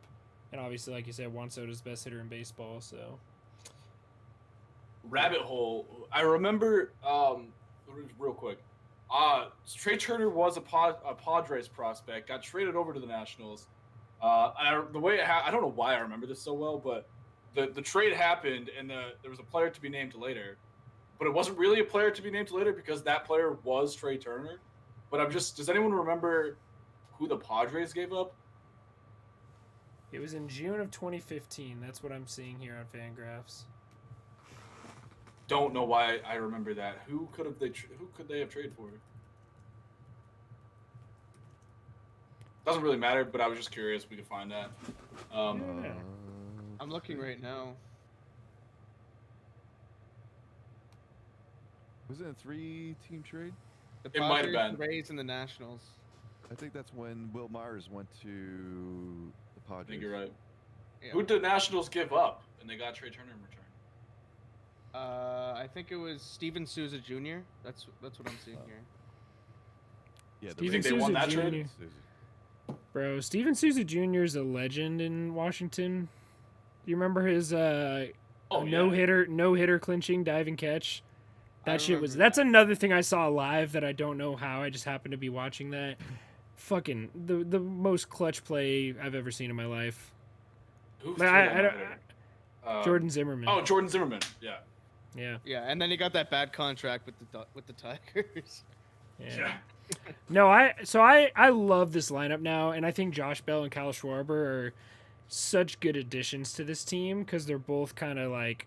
I feel like they're both undervalued right now. Josh Bell had no protection whatsoever in Pittsburgh, so there was no. I don't know. I don't think anybody thrives in that situation. I don't think Mike Trout thrives in that situation because what the fuck's the point of pitching to the best player on the team when you have somebody whose name I don't know and you're batting after you? I can't name another Pirate. Because Colin Moran's kind of good. Okay, Brian Hayes. No, well, not Cabrian Hayes, but anyways, Josh Bell's a great addition for them. Kyle Schwarber is a great power bat to have in that lineup. He's kind of hopefully going to be what they thought Eric Thames would be for them. This has starting Castro as their starting second baseman. I assume it's Luis. I'm pretty sure it's going to be Starlin Luis- Castro. Is it really? I think so. Yeah. I don't know. I really like that prospect. I think it's Luis Rodriguez. No, Luis Garcia. Garcia, that's what it is. Basically has the same stance as Soto. Yeah. I mean, he's great. Don't look at his Savant page, it sucks, but he hits to all fields. He has he's not a power guy, but at the end of the day, he does remind me a lot of Soto, just kind of like baby Soto. Like you ever play the Mario Super Sluggers? Juan Soto's Mario and Luis Garcia's baby Mario. Not going to hit a lot of home runs for you, but he's got some good speed, good contact. It'll be a good piece in that lineup. But I don't know. Starlin Castro is definitely an undervalued player. But how old is So- Luis Garcia? Like I 21, think he's- 22. He's 21. Yeah, Actually, I mean, it's. I But he think played Starlin last Castro's- year. He played last Yeah, year and he yeah. was better than Carter Keyboom. So that's what I was saying. Like, I figured he'd be on the roster on opening day. Yeah, I right think now he- Luis Garcia is listed at 20. But when he came up, he was 19, I think. Right. He Yeah. is. He really is Juan Soto. I Um, hate that Jan Gomes is their starting catcher, though. Yeah. Yeah. I don't know. uh, And then their backup is Alex Avila, who's 34 years old, who I honestly don't dislike, but he's 34 years old and he's a catcher. I don't know how anybody who's 34 years old is catching a Major League Baseball game. My back hurts and I'm 21 and I'm a Twitch streamer, so yeah, I can't imagine this. And I don't necessarily like their bench, but, Ryan Zimmerman can still hit a baseball. Josh Harrison used to be very good, but he's also 33 and he used to be a speed guy, so his best Andrew days are behind Stevenson's a him. speed guy too. Yeah, he's only 26, so he's probably got some left in the tank. And then Gerardo Parra, baby shark himself. So Came out of retirement, didn't he? Well, he was playing in Japan, I think, Okay. in 2020. yeah, he came from Japan. I Then think a we lot have of players Victor went Robles. over there. Victor Oh yeah, Robles, Victor Robles. We didn't pretty even much talk talked about it. everyone. Yeah. It's catchers, Jan Gomes, definitely the weakest part of this team. And then we got first base is Josh Bell. Josh Bell. Jesus, thank you. Second base is either Castro or Garcia. I'd argue for Castro. Garcia's still so young. I think Castro's in his last year of the contract, so just play let Garcia develop, get some minor league at bats, regular playing time. Shortstop's obviously Scuffy's nemesis apparently. Trey Turner. I almost said Trey Mancini. Trey Turner. Third base. We'll see if Carter Keyboom can finally figure it out. Be that guy that he's hyped up to be. Left field, I think, is going to be Kyle Schwarber. Center field is defensive god Victor Robles. Not so great offensively, and then, of course, our guy Juan Soto in He right wants. field. The Yeah, Juan that's Soto, the best hitter in baseball. So We're Juan Soto pod. Yeah. So it's not bad. It's not a bad team, obviously. I don't know. I'm a little worried about this team. No, not being as good as so they could be. because I mean, obviously we joke around and we've done our, our speculation projections before, but I don't know if you saw the YouTube video I made on it. I kind of did a flip flop here because I'm not as high on the Nationals as I thought I was. I love the moves they made with Josh Bell and Kyle Schwarber, but at the end of the day, I like I said, I hate that Yan Gomes is their starting catcher. I don't think Carter Kieboom's ready to be a starting third baseman in the major leagues yet. I do think Luis Garcia is ready, however. Kind of like how Juan Soto was ready at like 5 years old. I think Luis Garcia could definitely be in there, but I don't think they have enough of a complete lineup to make up for what we'll talk about in their pitching in just a second. And I'm going to have some hot takes going into that, but are we ready to talk about their pitching? Because Yeah, let's get into it. it's a little worrisome. I don't know. First of all, we'll go with the rotation. Max Scherzer, Patrick Corbin, Steven Strasburg's the number 2. Patrick Corbin, John Lester, and Joe Ross. Their bullpen will be Brad Hand is their closer. Tanner Rainey is back there. Daniel Hudson, Will Harris, Jeremy Jeffries is a non-roster invitee to spring training. Wander Suero, Kyle Finnegan, and Austin Voth. Now that is very underwhelming compared to what I'm used to seeing with the Nationals. And Max Scherzer's 36. I'm not saying Max Scherzer's washed. I'm just saying he's 36. And I know Justin Verlander's good at 38 or whatever, but that's kind of scary. Max Scherzer's 36. Patrick Corbin's at the heart of his prime. Steven Strasburg's at the heart of his prime. John Lester's obviously 37. Joe Ross is 27, which I'm very surprised about. I thought Joe Ross was in his 30s. I So thought I he was a wrote- lot younger. Really? I thought Joe Ross Yeah, I was... thought it was. He's been I thought around it was for a lot while. younger. Yeah. Yeah, he's Okay, been around I for might a be while. getting myself confused with Tyson Ross. I think I'm getting confused with Yes, Tyson you Ross. are. You are getting confused Yeah. with Tyson Ross. Yeah. Okay. I am so worried about their starting pitching. Strasburg obviously has a huge injury history. I mean, he's really good when he's right, but I mean, Scherzer's like you said, old man Scherzer now. Not that I think he had like a 3.5 ERA last year. Not that that's bad, but it's not Max Scherzer. It's not what the Nationals need if they're going to be a playoff team. I don't love Patrick Corbin. I'm kind of thankful the Yankees didn't sign him. Don't tell me that 2 years ago I really wanted them to sign him, but I'm glad they didn't. They ended up getting Garrett Cole the next year. I mean, he won a World Series for him. He was a very instrumental part of winning a World Series for them. Patrick Corbin? Yes, very much so. Oh no, I know. I'm just saying I'm not super high on him, but he is good. Yeah. Yeah. He did And really then well in the John, we'll see if John Lester can even pick up a baseball at the end of this season. Man has thrown so many innings, and then I Joe think he Ross will. is not a. When Joe Ross is your 4 guy, it's not a great position to be in. Yeah, I just don't know. If Strasburg could have a full healthy season, I still like them to possibly be in third place, and I am pretty confident Patrick Corbin's going to bounce back this year. I don't know, man. Scherzer was hurt last year, and that scares me. A 36-year-old pitcher getting hurt is a big deal for somebody who pitches with the kind of intensity that Max Scherzer does. He's a very, very energetic. I don't know if that's what I would call his motion and everything. So will Max Scherzer still be one of the best pitchers in baseball next year? Probably. But like I said, man, I don't know. This staff is not the same staff it was in 2019, where I would have said like clear some of the best pitchers in baseball. I don't know. What's your take on it, Scuffy? Ah, shit. We can't hear you right now, my guy. Oh, can you hear me now? There we go. Yeah. Yeah, you're good. I'm sorry. I was scrolling because I was looking at the roster, and I forgot my mute button is the scroll, the click.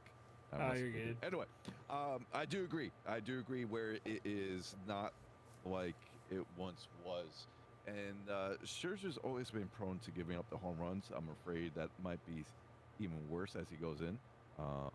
That's one thing about Scherzer. Yes, he'll get his strikeouts. He'll lock it down, but he'll always give up maybe 2-3 crucial home runs that could go the other way. Strasburg, you nailed it pretty much into your prone. Corbin, I still like.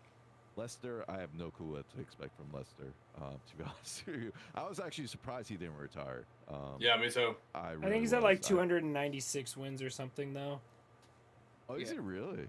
No, I think it's 197, 6 or 7. Oh, is this 200? He's trying to get a milestone. Yeah, he's That's what definitely it not is. close to 300 wins. Oh, He's okay, I was definitely about to not say. close to 300 wins. No, not Yeah. at all. Okay. And their bullpen, I like the Brad Hand pickup. But besides that, nothing really. Will Harris is okay, and then they have Daniel Hudson, who, I don't know. Tanner Rainey is probably the only one that I really like from their bullpen, but I don't even see him on the projection right here. But anyway, Yeah. Tanner Rainey's not here on the prediction that I'm looking at. yeah. So, but besides that, yeah, the bullpen, the starting rotation doesn't scare me as it once was. And the Mets usually do good against. I know I'm just speaking of the Mets. Mets usually do good against Scherzer. It's Strasburg that gives us issues, and Corbin, but we'll see how it goes. Yeah, I'm I interested. mean, do we see a possibility of the Nationals being a playoff team? I don't think so. don't. I did until I No. looked at their pitching. Well, Even like with- a lot would have to go right for the Nationals. Like Josh Bell, Kyle Schwarber, those guys would have to bounce back. Same thing with Strasburg and Scherzer and Corbin. Like when you compare them to the Mets and the Braves, like they're definitely not winning the division. And then like we're pretty much guaranteeing that the Padres are the number one wild card team. So it's really just, I mean, yeah, there's not really a world where the Nationals can be a playoff team. A lot would have to go right, and a lot would have to go wrong with the two teams ahead of them, and the Braves and the Mets. Unless, of course, we Yeah. get the expanded playoffs. Yeah. If you get the expanded playoffs, obviously they're going to be in. It'll be the 5.5 playoff wild card, 5th seed or whatever. Whatever it's called. They should just make the National League East all playoff teams. Honestly, we were talking about the Marlins surprising some teams and not finishing last. I'm not surprised that they finish ahead of the Nationals. If something goes wrong with the Nationals, there's a very good possibility that Especially injuries with their starting rotation. With Scherzer, like, especially since he's older now. Even for their lineup, I think. I mean, they don't Yeah. really have that great of depth. Yeah, other than Soto and Trey Turner, nothing really extremely scares me about it. Like, if Josh Bell and Kyle Schwarber come back, then yeah, for sure. But Soto and Turner are the only ones right now to really be worried about. If you're listening to this on Spotify, Nolan has his dog now. On it's the, my on the roommate's screen. dog, bro. She She came was up just to me, waving. Yeah, she's waving.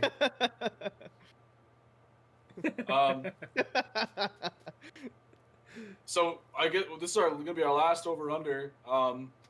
Is 81 a good number again for the Nationals? They're similar to the Phillies in my opinion, where it could go right, but it could also go terribly wrong.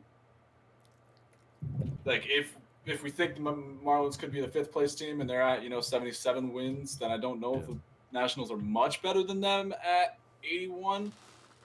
So we might as well go with 81. And again, Scuffy, I'll let you take the lead on this one. I'm going to go 80 just because I think they're going to be 4th place. I actually think Philly's going to be 3rd, and I'll project them with 80 right 80. now. It's the depth scares me with this team, I think. I will say their 2019 team didn't have that much depth in my opinion either. That's true. So I don't know. Yeah. It's not the end of the world, the depth for me. For me, it's the bullpen that gets them. Okay. I'll just If kind they of. would have re-signed, if they Uh-huh. would have re-signed Sean Doolittle, then it would have been a lot better. Where do you go again? Reds? The Reds. the Yep. Reds. Yeah. They're a sneaky team this year, by the way. I think they'll beat the Cubs, but that's a conversation for another day. Cubs are a 4th place team. I said it in my projections. That was Um, hilarious. That was hilarious. I love that. Yeah, I said, do I really think that? But I just want to piss off Cubs fans. Now, like I said, same thing, like around 80 wins, around 500. I don't know. So are you even taking officially? Are you taking the over or are you taking the under? under? Officially. Which means I have the Mets. I have the Marlins. Not damn. I gotta re up my my projections here. But now realistically, that bullpen just doesn't do it for me, and a starting rotation can only get you so far. I speak from experience. I mean, I know Scuffy feels the same way after bullpen struggles recently. it's very tough to go far without a good bullpen unless you have the best lineup in baseball, which the Nationals do not have anything close to. Do they have the best hitter in baseball? Yes. Do they have the best lineup? No. So, yeah, I'll give it under 81, which sucks because I honestly had them as a third place team with their pickups, but I don't know. Looking at the roster now. Real quick, Travis Ferguson in the YouTube chat, shout out, says the Mets three-peat begins with Frankie right now. We'll see. So you put that in the it's out there now. It's officially It's out there. We'll see if it happens. I agree. I'm gonna go under as well. I'm not as high as I thought I was on the Nationals. I'm scared for what happens if like Soto got hurt or Scherzer's not as good. You know, whatever might happen. Okay, yeah. I would probably go under as well, just because the starting rotation's starting to get a lot older, especially with Scherzer and Lester. If they get injured, who else are they going to fall back on? There's Austin Voth who can pitch. There's I think his name is Eric Fetty. I think that's how you pronounce it. I believe he went to the Pirates in the trade, the Josh Bell trade. Well, I was just on MLB.com and he was still on the Nationals roster. I believe that is wrong. Are you sure? Who did they get? No, maybe not. Maybe I'm thinking of someone else. Yeah, he's still No, on the I roster. am totally thinking of someone else. I apologize. Okay. I'm Yeah. thinking of. I don't know why I'm thinking of Will Crow. I was gonna say, Um, you know somebody who went to the Pirates? You've heard of somebody that went to the Pirates this offseason? I don't know. I have a weird memory, man. Yeah, me too. Yeah, I give them the under 81. Or yeah, I'd say 80, 81, so the under. Just because of injuries and everything. I don't know what she's doing. I'm a small dog guy. All right. So now that we've all officially done our over unders, that kind of wraps up each team. This is a long one. Appreciate it, Scuffy. No, bro. So we'll just officially say like 1 through 5. Well, I think it can be assumed. We'll go each of us say 1 through 5 what the division is going to look like at the end of the year, and then we'll say we did this with the NL Central. We'll say one hot take for this division. And I asked you earlier, Scuffy, a player that you think might flop in this division. So if you want to go that route, that can be your hot take at the end of this. At the end, I mean, I'll let Scuffy close this one out as our guest. So I'll go first. My 1 through 5. I've said this before, but I'm gonna go Braves, Mets. I guess now I have to go Phillies because I said they were gonna get 81 wins. Nationals get 79 or 80 wins. And then the Marlins do finish in last, but it's not. It's really close. But they're all so close within each other that I hate saying the Marlins are a last place team, but they are. And I'm gonna say, I just think Bryce Harper. I don't know if it's a hot take, but I think Bryce Harper just absolutely shuts up the haters this year. I'm not saying he has a 2015 season, but I think he comes close. That's my take. Yeah, I got you there. I think I'm gonna flip flop a little bit, actually a lot of it, I guess.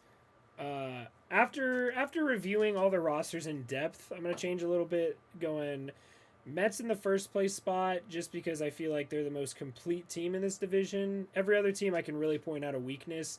The Mets I really can't. They have the depth there, they have the rotation there, they have the bullpen there, they have the starting lineup. Knock on wood, there's barring anything crazy or major happening, they have a very complete, solid team. So I'm going to give them the first place nod. The Braves I will put in second place just because they have an amazing lineup 1 through 8. But at the end of the day, like I said, we don't have much depth there, and it's a sport. Something's going to happen.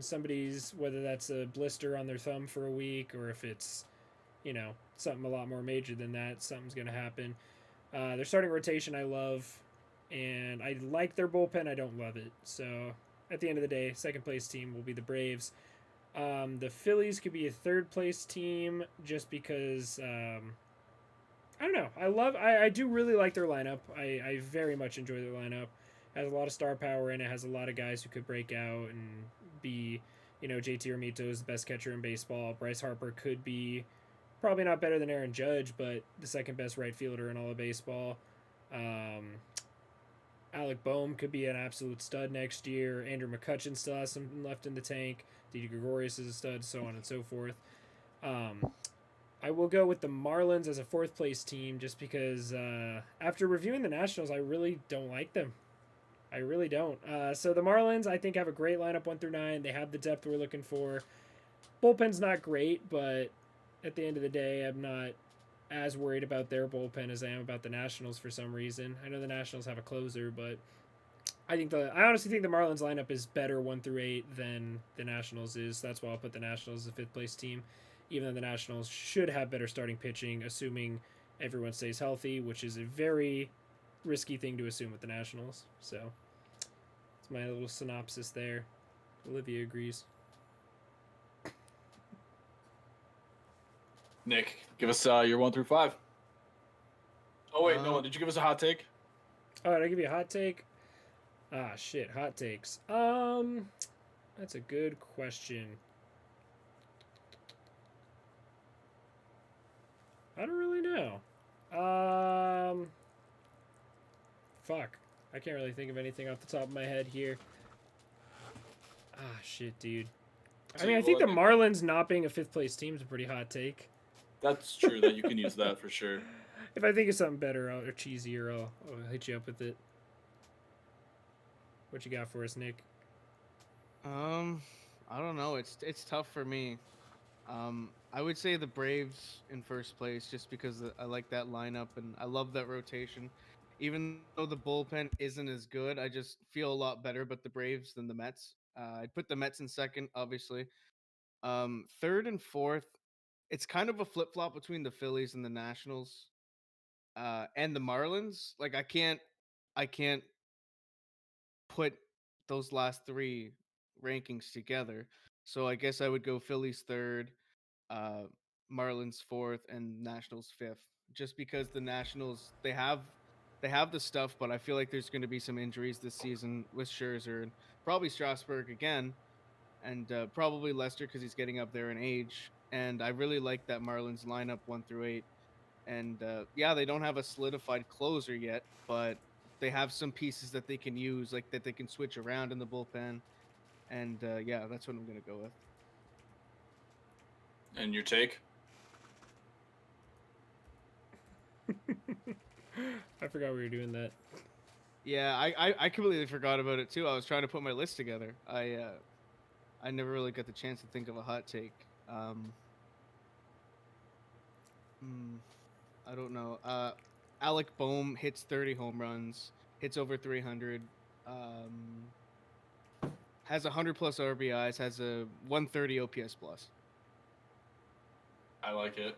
That's pretty hot. Yeah, oh, I could actually real- throw this one out I'm here. high on Boehm. I'm high on Boehm. Sixto Sanchez, top 15 Cy Young finish. Ooh, I forgot about Sixto. Are you gonna say Sixto? I I was gonna say Stuffy? Sixto, yeah. fuck with Sixto, bro. Man's got I was stuff. gonna say. and then Or you I were had- gonna say he's bad. I had Sixto. Like you guys just took both of them. I had Sixto, and then I was gonna say Brian Anderson was gonna do what Al Boehm would do, like you said, Nick. Okay, yeah, So, Damn. those were gonna be my hot takes. those are good takes. I like those. Yeah. I'll go through my team real. So it's gonna be Braves, of course. Until someone beats them, I'm still gonna put them on the top. Bullpen kind of scares me a little bit, but I think they'll still produce. I got my Mets being second, getting that wild card 2. Nationals for third. No, not the Nationals. The Phillies for third. I think the lineup's going to produce a little bit better than they did last year. And then I have the Nationals fourth. Now I'm kind of rethinking it, but I'm going to have Nationals fourth, and then the Marlins fifth. And I think it's going to be closer than we think with the Marlins and Nationals. Maybe flip flop that, but right now that's how I have it. And that, yeah, I really was gonna say Sixto Sanchez is gonna be a top 5 Cy Young candidate, or maybe top 10 come next year. I think he has dominant stuff, and he's going to show pretty much the majors what he's all about. I'm excited. Yeah. I think we learned a lot today on this one. I learned a lot. I mean, Yeah, a lot there's of reason, it. There's a reason this one's 2 hours. Took a huge deep dive into all these teams. A lot of Yeah. opinions changed for me. Travis in my chat. We're live streaming this for the first time. I think we mentioned once or twice. Travis just said, hot take for the Phillies. They're top 20 in bullpen ERA this year. I don't know, man. Top 25, I'll take that. Poor Phillies, dude. I can't These talk are shit. probably worse. Like I would bet they're not going to be can't talk 30 yet. shit. It might be 29 though. Yeah. Well, All right. I think that's going to do it for us in this one. If you guys don't have anything else, Scuffy, appreciate it. Of course, Definitely would thank you love to very have much. you on again at some point. The Mets do something this season, whether they're in first or they suck. We can talk about Mets baseball, or maybe they're prepping for that wild card game against the Padres. That seems like a dream scenario. It seems like a lot of fun. But as always, guys, make sure you hit that subscribe button if you're watching on YouTube. This will be we live streamed it on Nolan's YouTube, but this is going to be on our regular YouTube channel as well. Go follow us on Spotify. Excuse me, just coughed. And Twitter and Instagram at DIR Podcast. Go follow us over there. And I think we'll see you guys in the next one. Peace out.